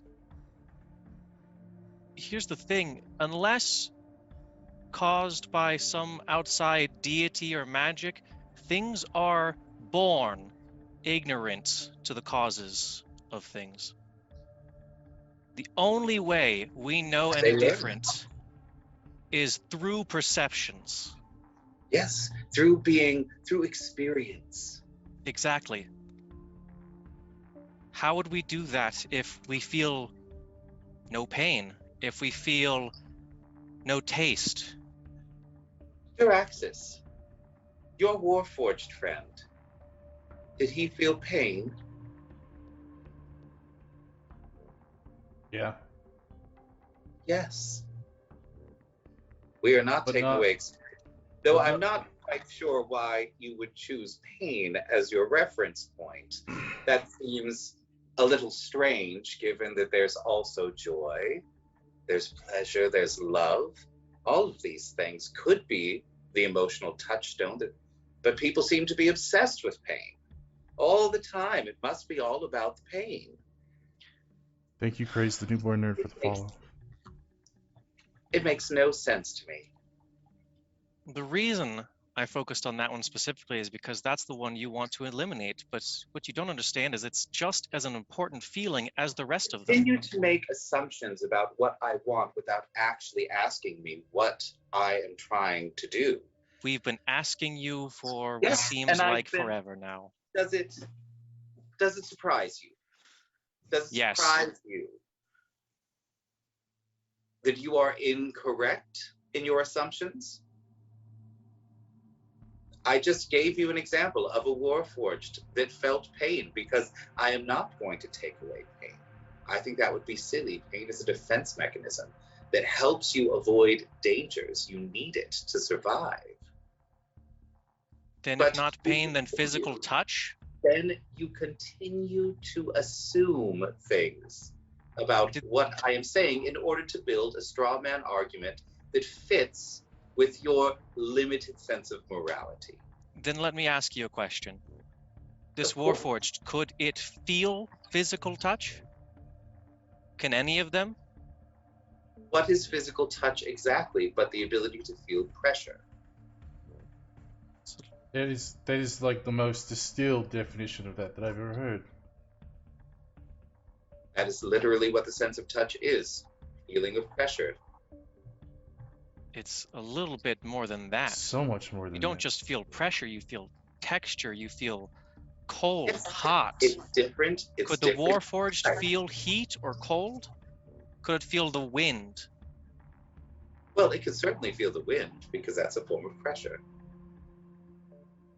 There are sensors with the Warforged that allow it to know whether or not something is hot or cold. But to know it and to feel it are different. Simply because somebody feels something differently doesn't mean that it's not a feeling. Are you saying that somebody that's colorblind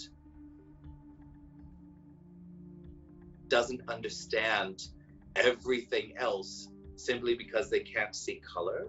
Yeah, but do you make them Are you colorblind? saying, what of it? A person who is colorblind doesn't know what they don't have. Why would they miss it? But you Why are would you say physically that? taking it away That is- from someone. You are absolutely incorrect. A person Can you that is describe to a colorblind- blind person what color is? Well, a blind person is very different than a colorblind person, isn't it? It's still perception. You They continue still to don't conflate understand things. color. You continue to conflate things in an attempt, as I said, to fit this into your narrow scope of mortality, because due to your limited experience and your limited lifespan, you think it's more important to be right than to understand. Is that what my argument is? Tell me. Lilith, It's what you have shown me over the course of the last several moments, yes. really? Yes. Well, it seems like what you have is a bit of an error there as well. I mean, you are obviously pushing your problems onto me. You have discovered it all. You know how Again, to argue with people. You've argued with Again, people all the I time have before, not. right? I have So you not know what the discovered correct it. answer is. I will let you speak until you're done. I've finished. Oh, fantastic. There's, as I said before, I haven't experienced it all. Had I experienced it all, I probably would want to die because there'd be nothing more to explore. I've experienced almost nothing as far as this multiverse is concerned. You said you'd want to die. Isn't that exactly what you did? No. Are you not part of the undeath? Are you not a lich? Certainly. Certainly. Hey, well, can we just? I don't. Death and undeath again, very different. Like, can you just Lilith, cool it with Lilith. that? You made Yeah. you made a trade, right? You don't feel, you don't experience things the same way that you did before. No, So, did you lose anything? I mean the ability to enjoy sunlight, the ability to eat food. Lilith, even you said that you gave the people who stayed with you a choice. I did. It's Now, it's a let me ask trade. you, When do you believe that your life is worse now than it was before? Yes, No. Lilith. Would you rather have not had to make this choice? That's not what I asked, and that is It's the not. limited perspective. You seem to have a lot of preconceived notions about many things, including death. She has definitely said I would before that she is appreciate it. forced to make this choice. But we're not discussing the choice. We're discussing the aftermath of the choice. Do you like your body that is stronger, your senses that perceive more? Have you lost? There are pros and there are cons. Apologies. Continue. As there is in life, there are many pros, many cons. and you would deem that you're the only person that could choose whether those things are worth the result. Absolutely not. I am the only person that has chosen. No. Yeah, exactly. You're the only one that got to choose. When you take a soul out of a body, whatever benefits they get, however great or however amazing they are, they lose something. They don't retain everything. Ergo, it's a trade. Certainly. Lilith, So let me propose. you don't get an to argument. choose whether they Hold on. make that Hold trade. just a moment. Let us address this. If I were to take somebody whose leg had been broken beyond repair, that even magic could not give it back to them, and if I were to give them a prosthetic leg instead, would that be all right? If they wanted to. Of course. And then what if they lost the rest of their leg in a tragic accident, and we replaced that with a prosthetic? Yeah. And what if their torso got crushed, and Sure. we could replace that with a prosthetic? Sure. That would keep them You could replace their whole body. That's not what I'm not saying that the result is necessarily bad or evil. That's not what I'm saying. What I'm saying is the absence of The choice process. it is. So you have an issue with the process, not with the result. Yeah, not yes. well, according to your Yes. argument, you've only discussed the cause. No, you've only discussed the effect. You've only said, because of this, should I give them this? But why did they have that injury in the first place? That, my dear, is a logical fallacy, again, that we call a straw man. Is it There a is- logical It fallacy? is absolutely, you are trying to insert another argument into the conversation in So- order to win the argument. We are discussing the process by which it happens. You again seem to want to be right. Now, So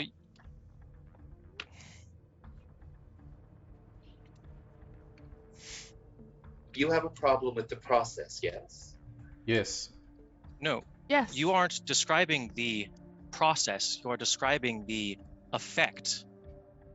You're describing Oh, the no. aftermath. No, she has described the process. The process is her people come through and they pick up those that are living and then bring them back here. And then she says, your soul will be put into the Warforged. That's the process. And if you don't agree, you die. Yeah, that's That's it. the process. That's the process. It's not a choice, though. If the process was, hey, No, and I will absolutely agree with you. It is not a choice. I have seen what happens in the universe. I've seen what people do to each other. I have seen what happens if everyone is allowed to run amok over the course of the next year. It's just the next year, and it is just here. Things must be put to order.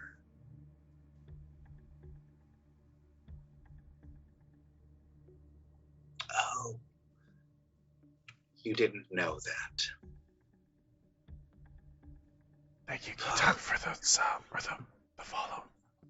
This is one of the problems with the music of the spheres. You can't always remember exactly where you are in the timeline. At any rate, the process will continue.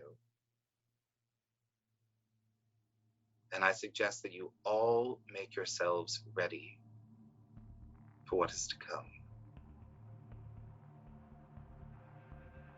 Are you just gonna drop that little bit about the next year and then not elaborate on it? Just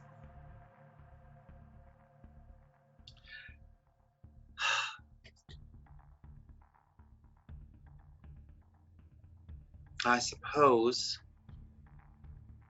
it would be all right for you to know.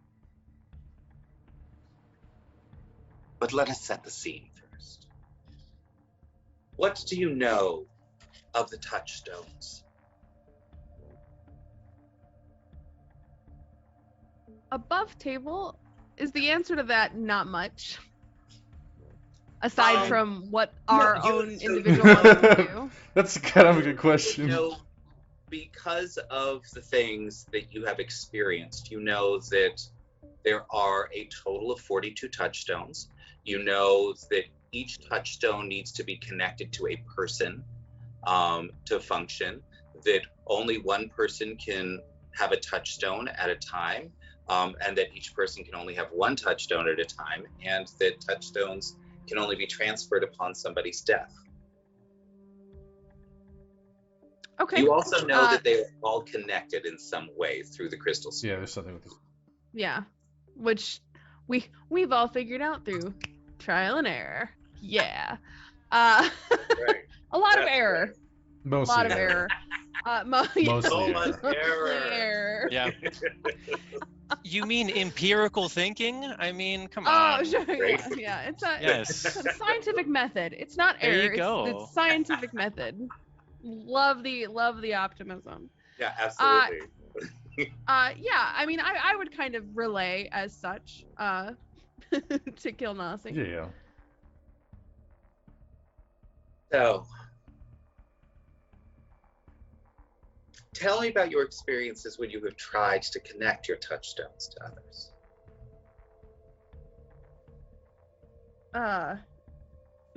It doesn't work so great. Well, I know. Remember that I was would, the focus of one of those.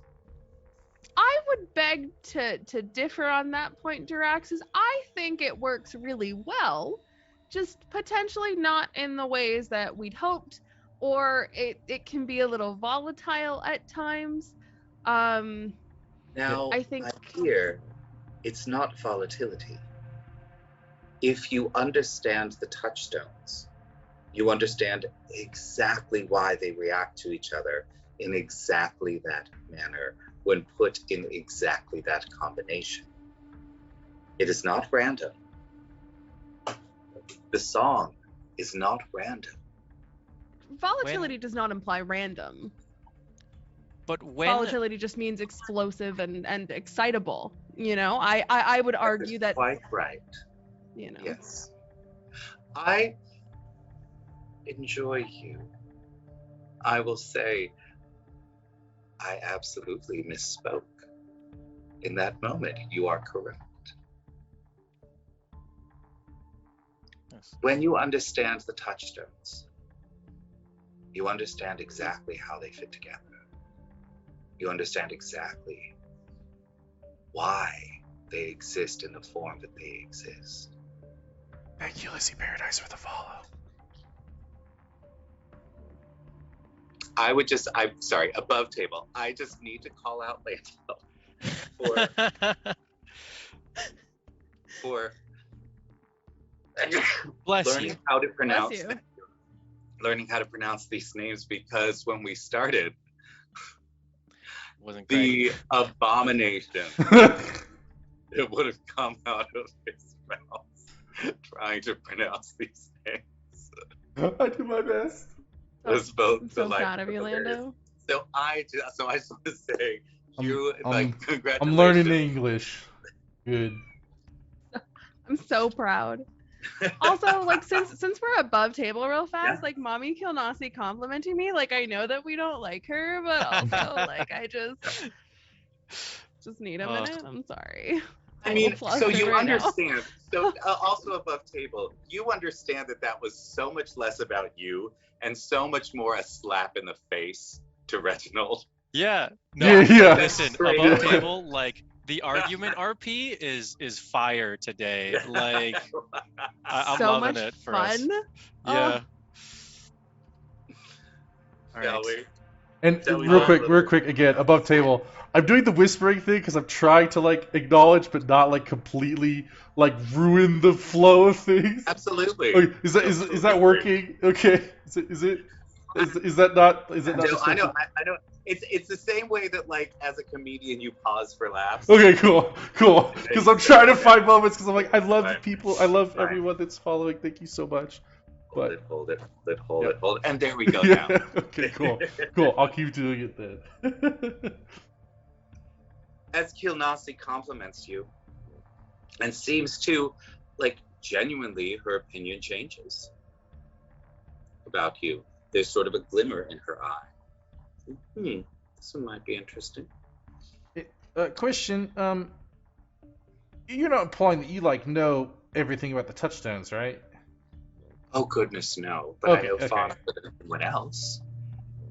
She points to Sure. arch you that can't. has... I can't argue about that. She points to the arch that has the bookshelf that shows Corton's sitting room. Says, there, 1,000 years worth of research.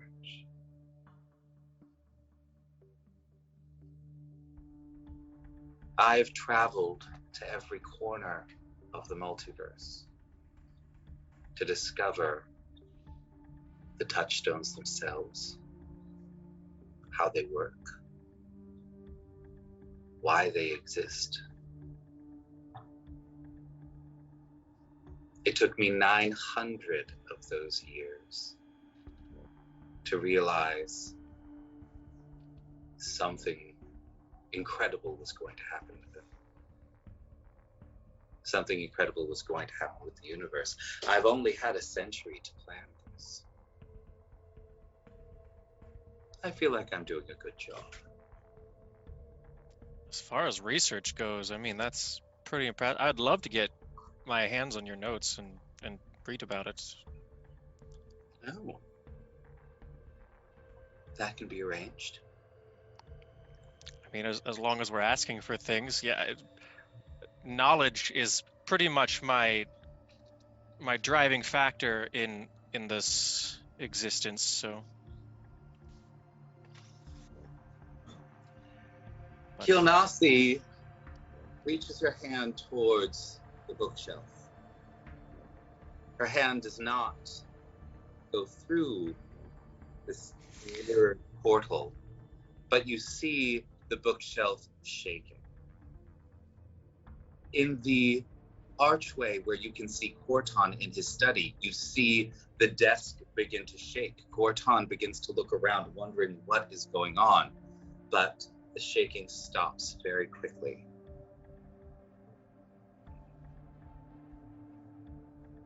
Sitting in front of you are all of Kilnasi's notes. I mean, bet I immediately start digging through this research. As you attempt to reach for the first book, All right. Kilnasi says, a little lesson about the touchstones first, I think.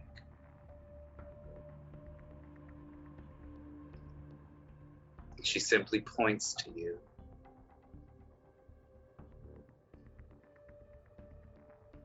You hear the music of the spheres louder than you've ever heard it. I drop to my knees and You go flying up against the wall. This is a physical force. And you black out. When you wake, which is just a few seconds later, Kilnasi is standing over you, having healed you. She extends her arm to help you up. Will you take it? Can I insight check first? Absolutely. I will tell you now, any and all, she is being perfectly honest with you about everything. Yeah. Dirty 21. Yep. Okay. She's offering this to you. And it might not exactly be friendship, but sort of friendly rivalry. I'll take her hand. She helps you up, just looks at you and says, when you understand the touchstones, and your opponent does not, it gives you certain advantages. How long do you keep holding your hand for? I think as I'm still in the conversation with her, I'm just looking at her and I said, all I'm going to say is, all I'm trying to do right now is understand. And then I let go. So, you know that the touchstones are part of a greater whole. You have felt the touchstones colliding with each other, the various pieces of the reef of glass recombining. What it means is not only that the touchstones are being ignited, but that the touchstones are being gathered here on the Patchwork Planet. Tomorrow, you will feel the final touchstone as the last person finds their way here. What about 42 the beings gods that have them? Gods cannot possess touchstones. Oh, above table. Did we know that? Gods cannot, no, Kilnasi's letting you know, gods cannot attune to the touchstones. They can hide them, they can protect them, they can hoard them even for their followers, but they cannot possess them. Oh, when we went to the hell place that didn't end up being the real thing, I thought some of the gods had some. Can gods Above attune to table. any items? Any magical items? Above table, I don't think that any of the gods actually. Orcus's wand or whatever. They had Orcus's wand is an artifact. He uses.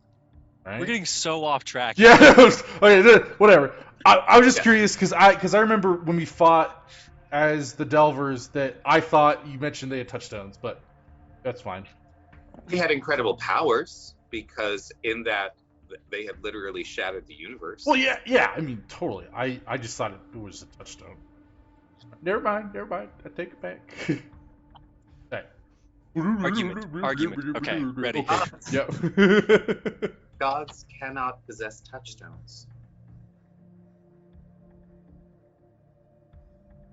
Only those that live down here. Only those that live and fight and desire, love. Only those that are part of the song.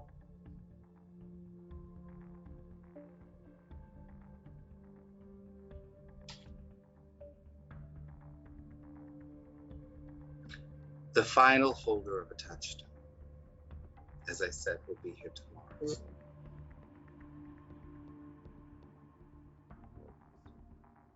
The final. Next. So the other ones are already here? Oh, yes. You've met several of them, but there are many more that you have not.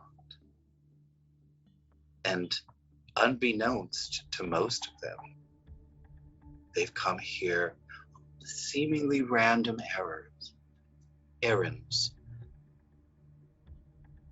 drifting here because of the winds of fate, sent here by their patrons or their gods. Explorers seeking to see what was beyond the reef of glass for so long untouchable by mortal eyes. They are here now. One is left to come. Orton. Ooh, yes. Don't forget your push-ups, Landon. Oh yeah. And the magic item. I Thanks, want to do this Pixie. during the session so Kev can see. We don't want to forget that either. I'm gonna do push-ups. Lilith, you can argue with the Lich Queen. Absolutely. So, you know that the touchstones are connected, that they are connected to people, and that they are very powerful.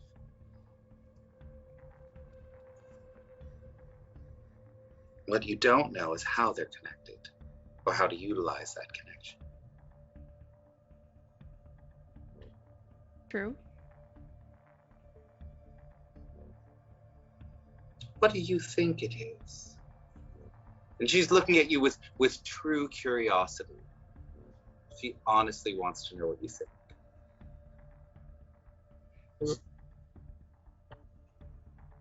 I What's- mean, the song has to be the song feels like it has to be part of it. Or something similar. There's some sort of energy that all of these planar touchstones have. And when it activates, it has to sort of send something out that touches the others in a space. It's some sort of energy that connects them all. What makes us different than gods? Well, you can't manipulate reality around you perfectly, which a god can. You can't see into other dimensions with a god, which a god can. Sure, I mean there's abilities, but what is the fundamental reason that we can attune they cannot? It can't be this list of powers and abilities. Gods don't have souls, dear. Okay, above tail I had no fucking that's I Yeah, guess it kinda makes sense. Gods are literally an accumulation of faith. They are an accumulation of the belief in the god. Gotcha. And like, then above table, maybe not canonically or whatever, but like the beings that were not gods and then became gods, they like lost their soul. Is that how? No. So the thing is that most. What I will say is that there are very few instances in the history of the multiverse of a mortal becoming a god. Totally. When that does happen, typically what is happening is that they are stealing a god's divinity, right? Okay. So I suppose if you want to talk about like Baal, yes, Baal could potentially own a touchstone because they used to. I was just curious what like the differential was, but okay, that makes sense. So no, yes, but You're absolutely. Kilnasi is totally happy to get into the minutia of this with you. She's been studying it for 1,000 years and hasn't gotten to talk to anybody. Well, that's also Lando talking about how I haven't played a ton of D&D and don't know like, the lore in a way that's helpful. But anyway, all right. Oh. What do you think? You think that there is a connection. What do you know about the song? Because we're here on this plane, where it was shattered. My accent's I'm sorry. What? That was I know. seems to be a non sequitur. You're asking how they're connected, or why they're connected. No, I'm oh. asking. I'm asking what you know about the song, the Oh. music of the spheres. Sorry, I missed that. What? Am I allowed to do what would Reginald know about this kind of thing, or? In this situation, you can just ask. That's fine. Okay. This is a straight up lore dump episode. So trying to figure it out is really just. I mean, it's not as important. Because my thought would be honestly that I don't know a ton. Just given that I haven't studied it and my experience with it feels like it's probably below. Yeah. So the music connects everything, but it also informs everything. The song is the history of the multiverse. You can listen to it and you can find out what will happen next. It is the source of all divinity.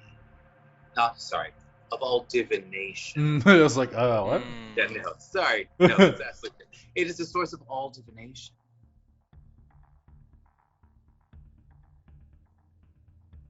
Now, what do you think happened to the song when this crystal sphere shattered? In simple music terms, it's a little out of key. The music became dissonant. I suppose what could have happened is parts of the sphere were trying to outpace other parts of the sphere and they just separated. Oh no. It very specifically was the gods themselves that shattered this sphere.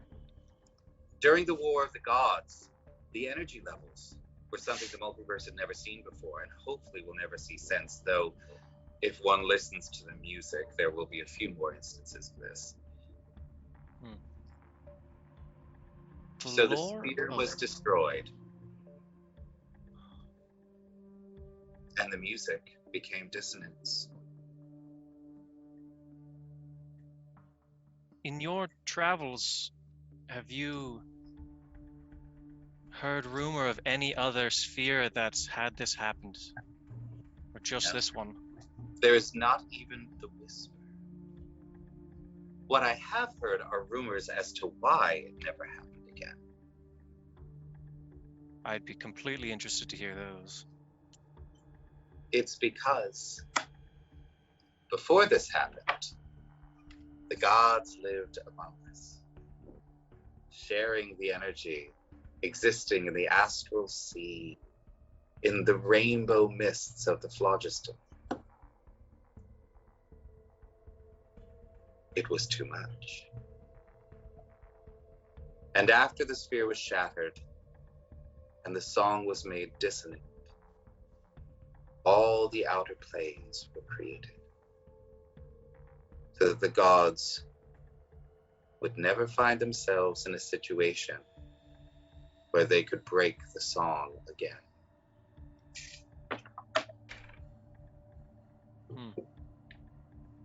So this world was the original world? Yes.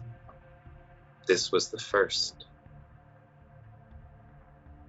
It was the last crystal sphere to be created, but the first worlds were made here. The crystal spheres are not the source of the music, strangely. They simply are the amplifiers. The reason the crystal spheres are hollow is because the people that live within them are the source of the music.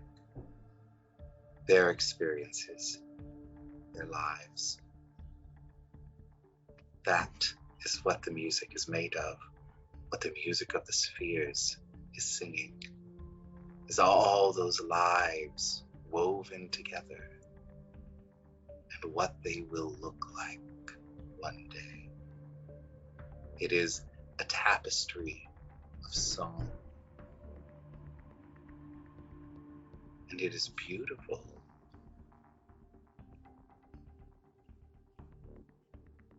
It makes so much sense. So the energy, the power of the sphere, of these touchstones, is not the itself. It's the power of the energy of the life that is within it.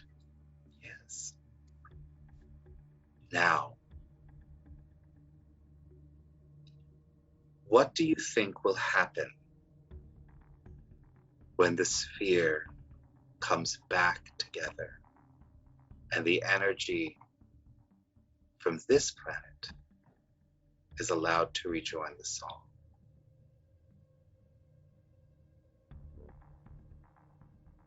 Web table, I have no fucking clue. That's just why that's why you want to create. That's why you want to end mortality. You want that life force to drive the power of the spheres. You want it to be in its most powerful. It's not about power. You don't need to be the loudest instrument in the orchestra to change the music. It's about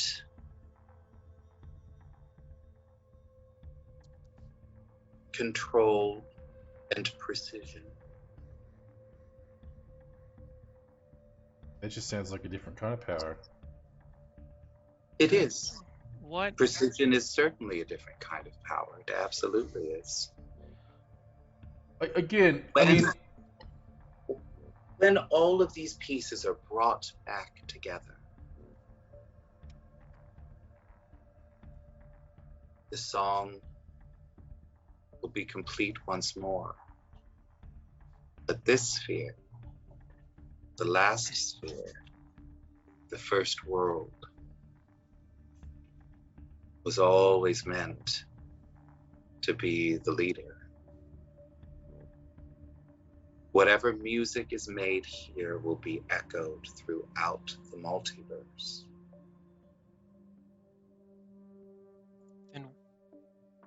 And that music will be created by those who hold the touchstones. Tomorrow, the final piece of the sphere shall be returned to the others. But that does not mean that the sphere will be whole. It will take time for the sphere to heal. It will take, any guesses? longer than people live. A year.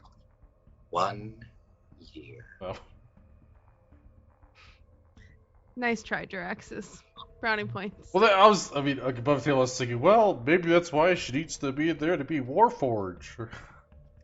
You were close, so we won't. It is the thing that I mentioned before. Again, Lilith, you do impress. I love someone who listens. Just Now. one more hypothetical. Yes. In this world that you seek to make better, where the sphere is fixed and the song is created once again, what happens if you still don't like the tune? There's nothing that I will be able to do about it. I understand that you want some grand opera that includes a horrific villain at the end. No, I that mean- was my last question. I mean, to be clear, I don't have necessarily an issue with the results of what you're trying to do. What I have an issue with is the methods you got to them. The methods can't be worse than the ending. And, you could argue that, sure, they're not necessarily worse than the ending, but...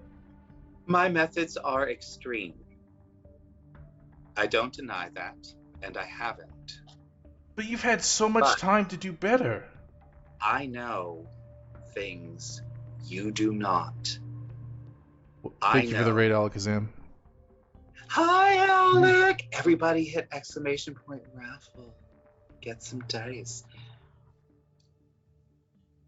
I know things you do not, both from experience and because I am a powerful wielder of divination magics.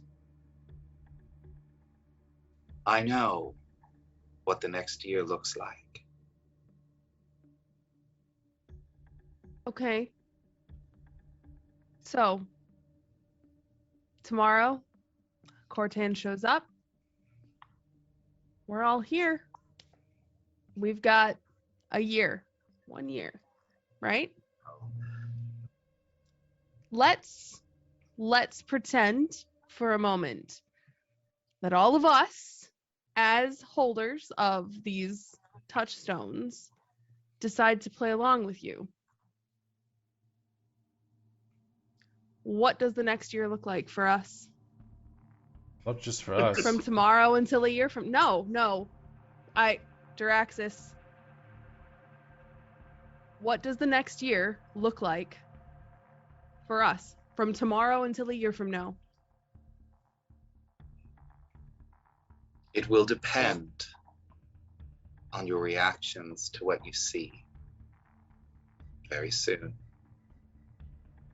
It will depend on what you want the universe to look like when you are done.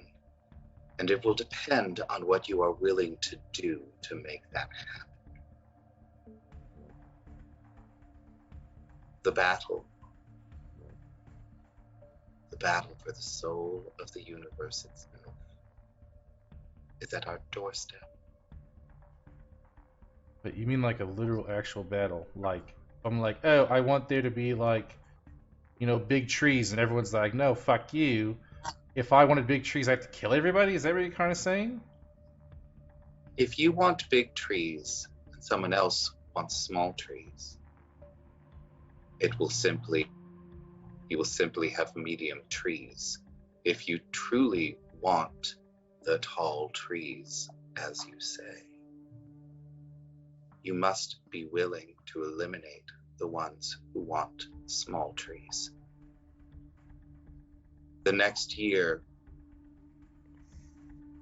will be owned by those who have faith in themselves and their vision and are willing to do what must be done to ensure that the universe moves forward in the most beautiful way possible.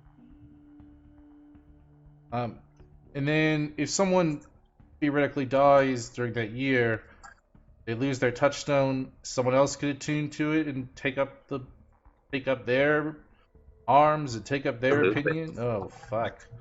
So it's just gonna be like a clusterfuck for like a year, essentially. Well, Unless everyone somehow agrees on everything. I have been creating an army in an attempt to ensure that it will not be. Oh. You really want those small trees, huh? That was just an example. I've Forget about it, explained- Duraxis. I've explained exactly Kill what I- Nasi. Kill Nasi looks at Lilith. Oh, Lilith, I still like you. Don't worry. Kilnasi looks over at Duraxis.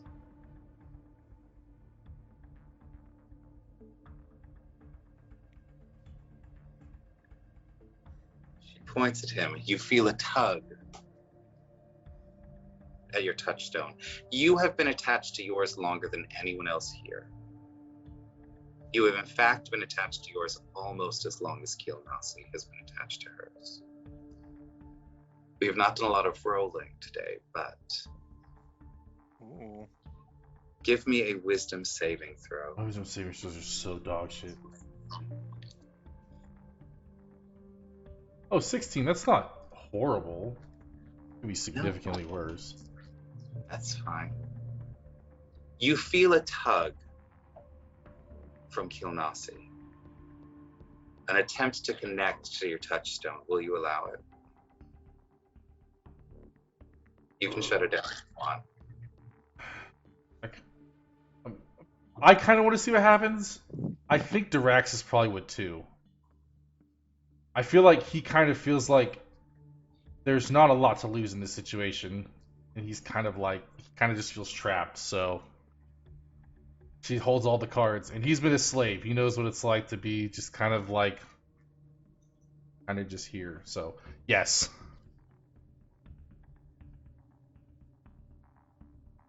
You suddenly understand, because of the connection, what Kilnasi's touchstone does.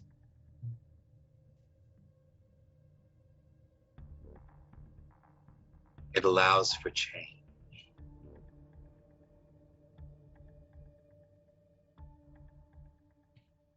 Hers is the touchstone of transference, shifting something from one place to another.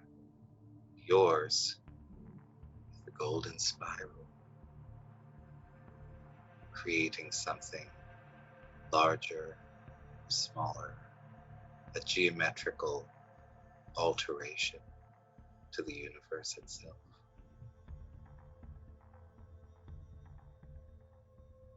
She takes control of your touchstone, and you hear her sigh.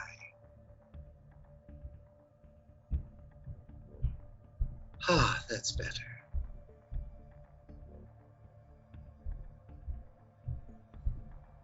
Thank you, dear. Now, if you'll follow me, please. What? Yeah. What? What? What do you? What? I mean, I feel what you're doing, but why are you doing it? To empower myself. Do what? We can just do Change that? the world. If you know how. Lilith, let's combine the power of our touchstones again. Would you like to? Lilith. Are you going to try to connect? With It's up her? to you. No. Well, so it's, No, it's absolutely, Mike, it's absolutely up to you if you want to try to connect. It's absolutely up to V if she will allow it. Yes, I'm straight up asking Lilith. Do you want to try this out? I kind of like side-eye Kilnasi a little bit. Is that is it wise to do I won't that? stop you. I mean, considering that it would be like asking two toddlers at this point whether or not they should just pour all of their blocks on each other.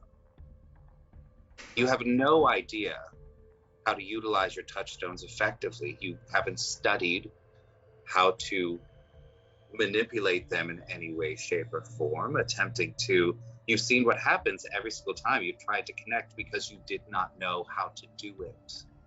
But certainly feel free. I think it will be very amusing to see what comes.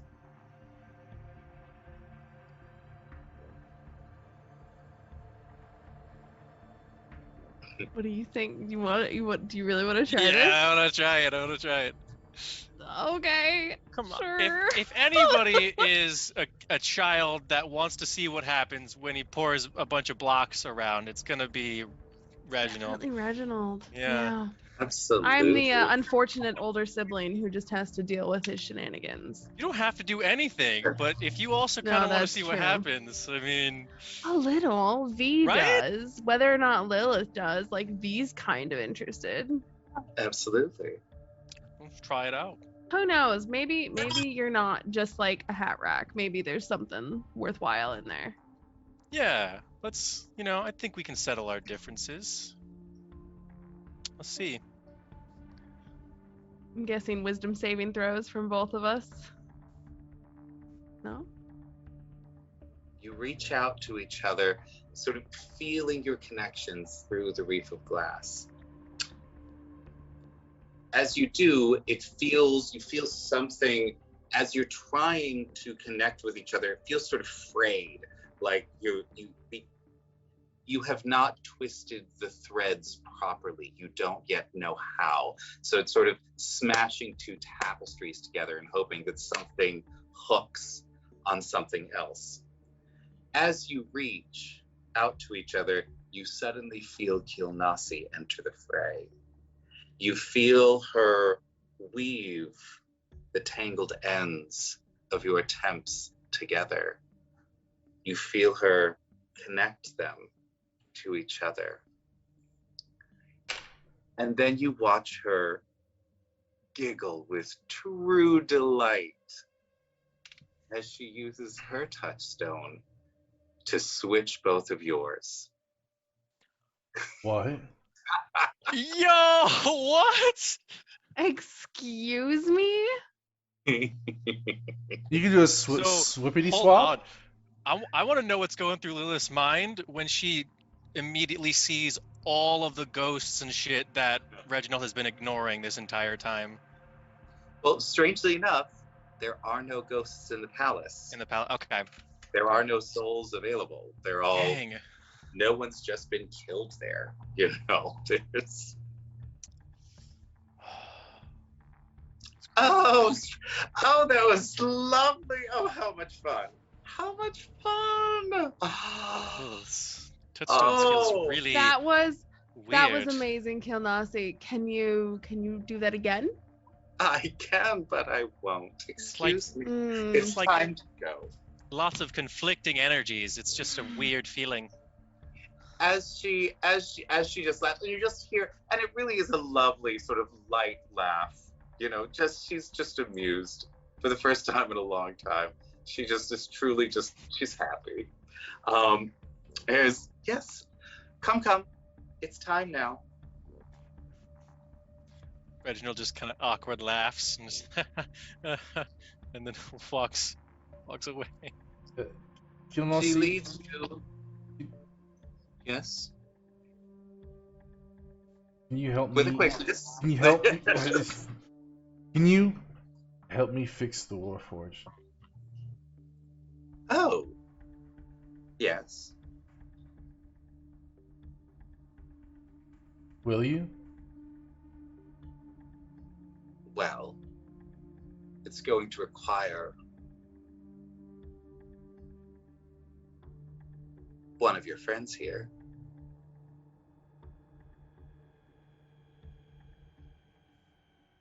In what way?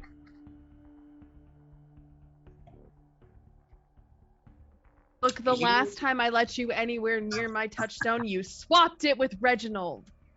You can simply, Listen. my dear, you can simply decide to alter what you altered before. The question is, do you have enough control to do that? I mean, I don't know about you, How- but I could definitely feel when she was. This is not for Making you, this is for lines. Duraxis, Oh, who wants to alter what he did to the Warforged. Oh. I totally thought you were talking about them. yeah. No. You have the ability. You've proven it already. What are you going to do? I'm afraid I'll make things worse. Well, then you probably will. It requires focus and determination to utilize something that literally is a fundamental force in the universe. She sticks her finger one last time into the pool, and you see Celestia, you see Moradin, you see Corton.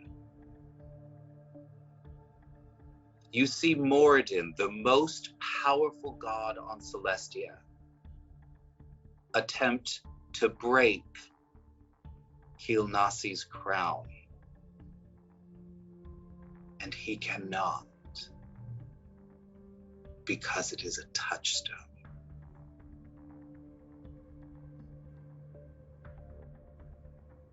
My dear,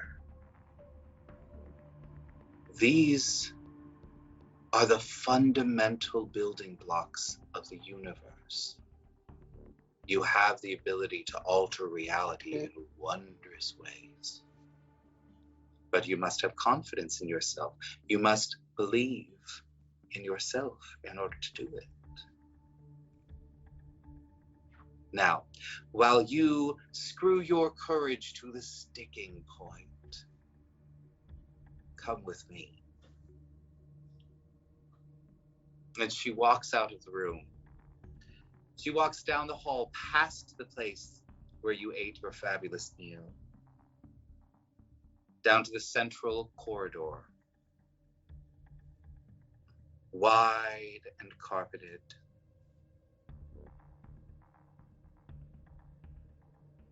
She begins moving you towards the throne room itself.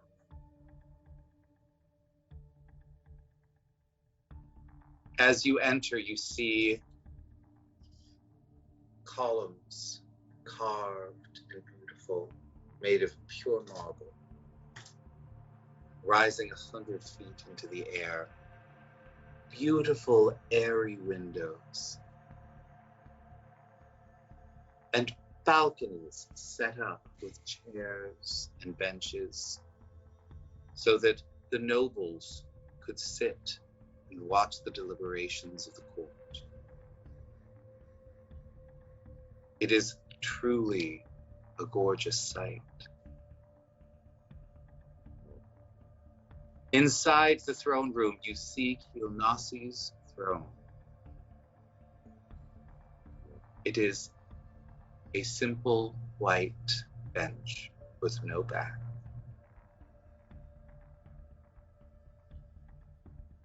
And next to it,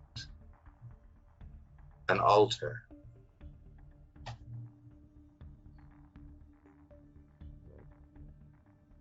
You see the markings. You recognize them. This is the machine that has been converting people into Warforged. As soon as you get close, you feel it. This is her touchstone.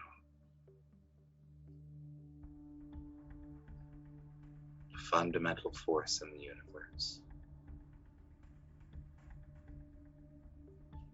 She walks to her throne and takes her seat.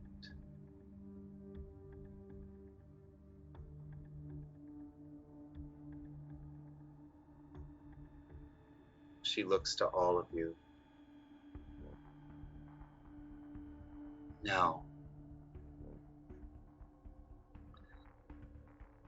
let me show you what I am willing to do to see my future come to pass.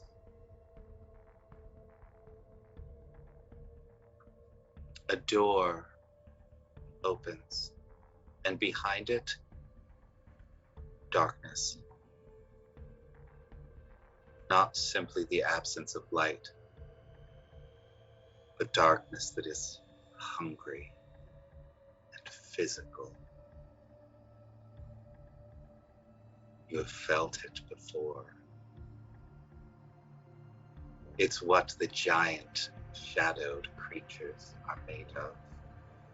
This is a portal to the negative energy plane. Yeah. Kilnasi snaps her fingers, and a doorway next to her throne opens. You see a changeling dragged forth, unconscious.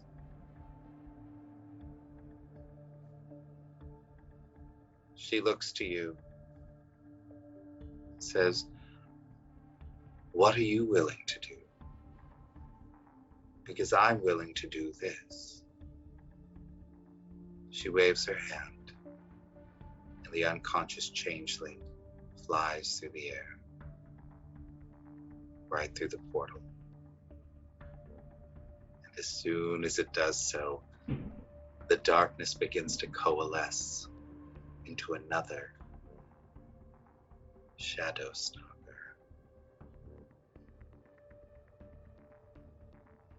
A creature so powerful it could destroy nations all on its own.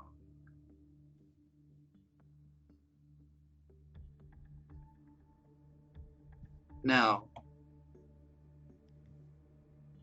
I would like you to know that I am not alone in my beliefs. Dirty Dave 13. Am I?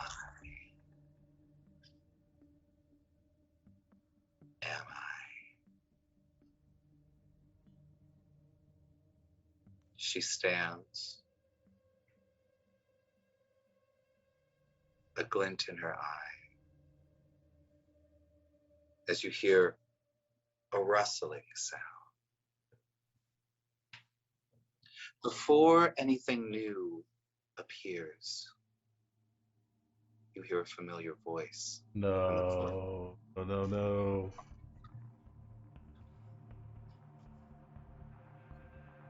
You will stop this, Kilnasi. You will not proceed. Do you understand me? As Corton steps into the throne room with the team from Delver's Dream to assist you, Yeah! Let's go! Kilnasi looks down at him from her throne. Corton, my dear, you know better than anyone how precious life is and what must be done to maintain the balance.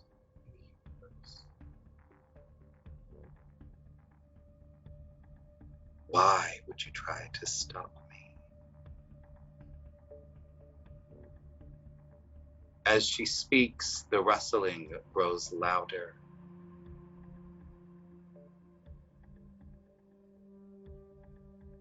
All along the balconies,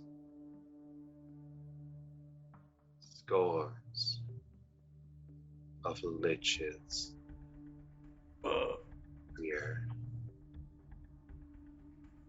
The entire aristocracy of Nonked seems to be standing in those balconies,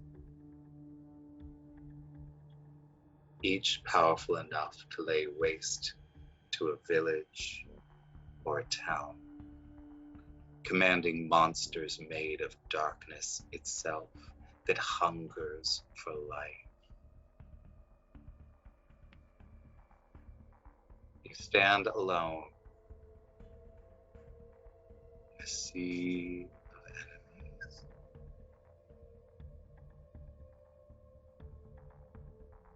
The one leading them, believing that she will lead the universe into something beautiful.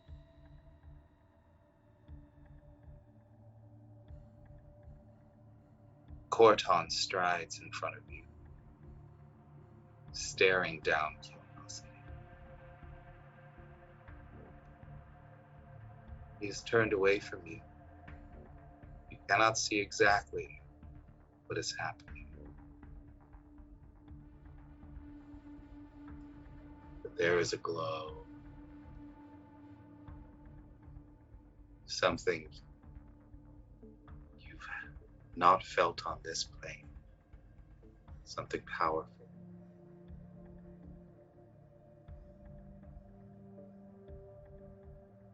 The liches raise their hands to destroy each and every one of you. And as you dive for cover, ready to battle, we shall end our session. Oh my god! Join us next week for the finale of season 2 of Hunter's Harvest.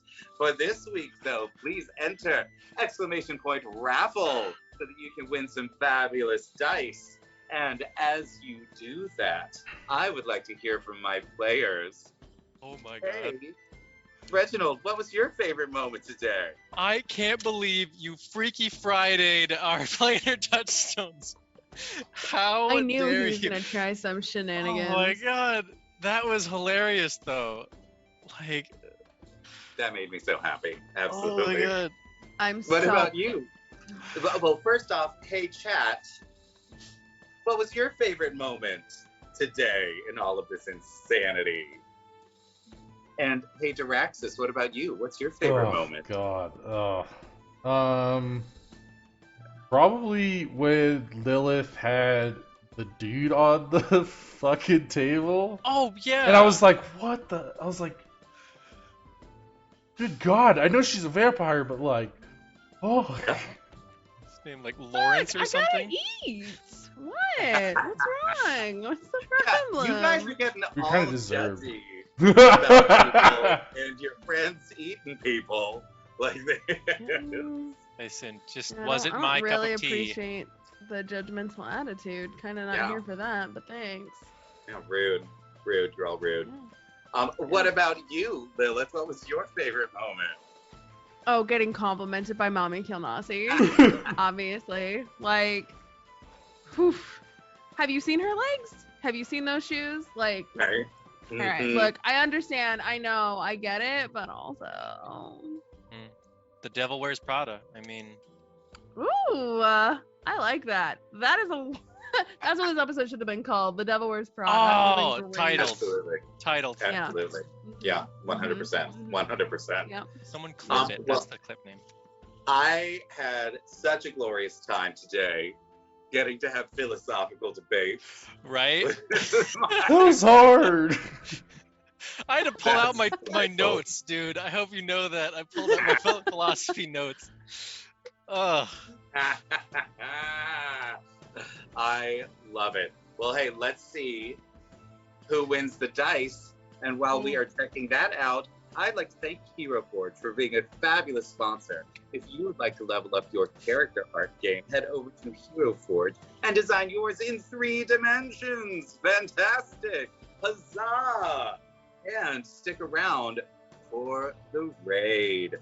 Phantom, I know you missed all of that, but that's what the VOD's for. So you can watch it. You can hear all this stuff. And this one is a doozy. Oh, yeah. Like, this is, if you want to talk lore dumps, they This episode. Yeah. This is the fundamental pieces of the universe. This is everything that's happened in like the last 2 seasons. This is the War of the Gods. It's all the things. All right, here we go. The winner is Heroes and Hooligans. Nice! Holy. Send me a message on Discord.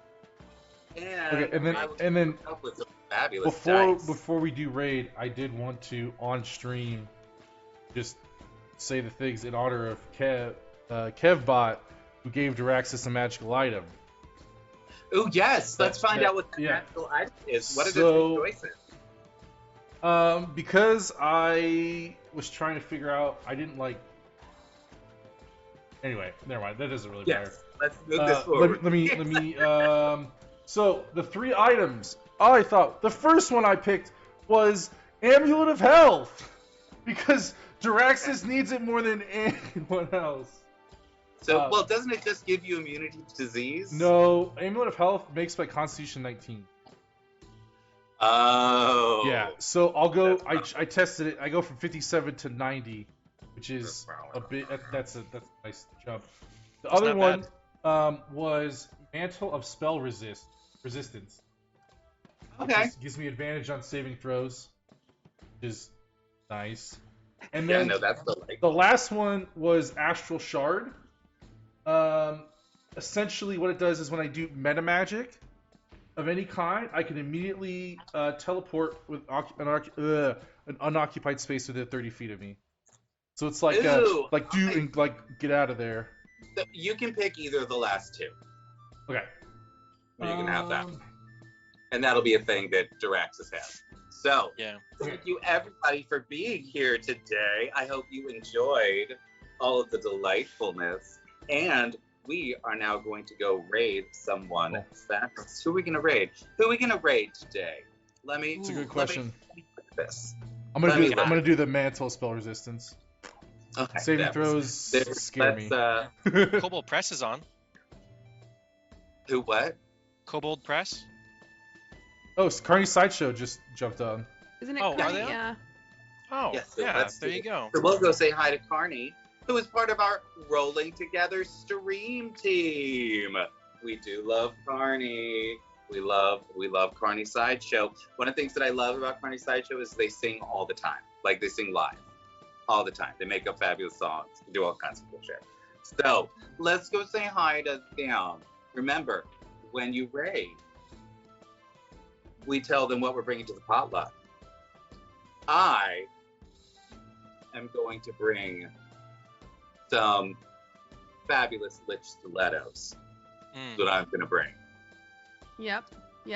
I'm gonna bring a brand new planar touchstone that I have to learn everything about in the next That's right. week. Yeah. Listen, mine is much more simple than yours. I'm gonna feel bring like. a mantle of spell resistance thanks to Kevbot.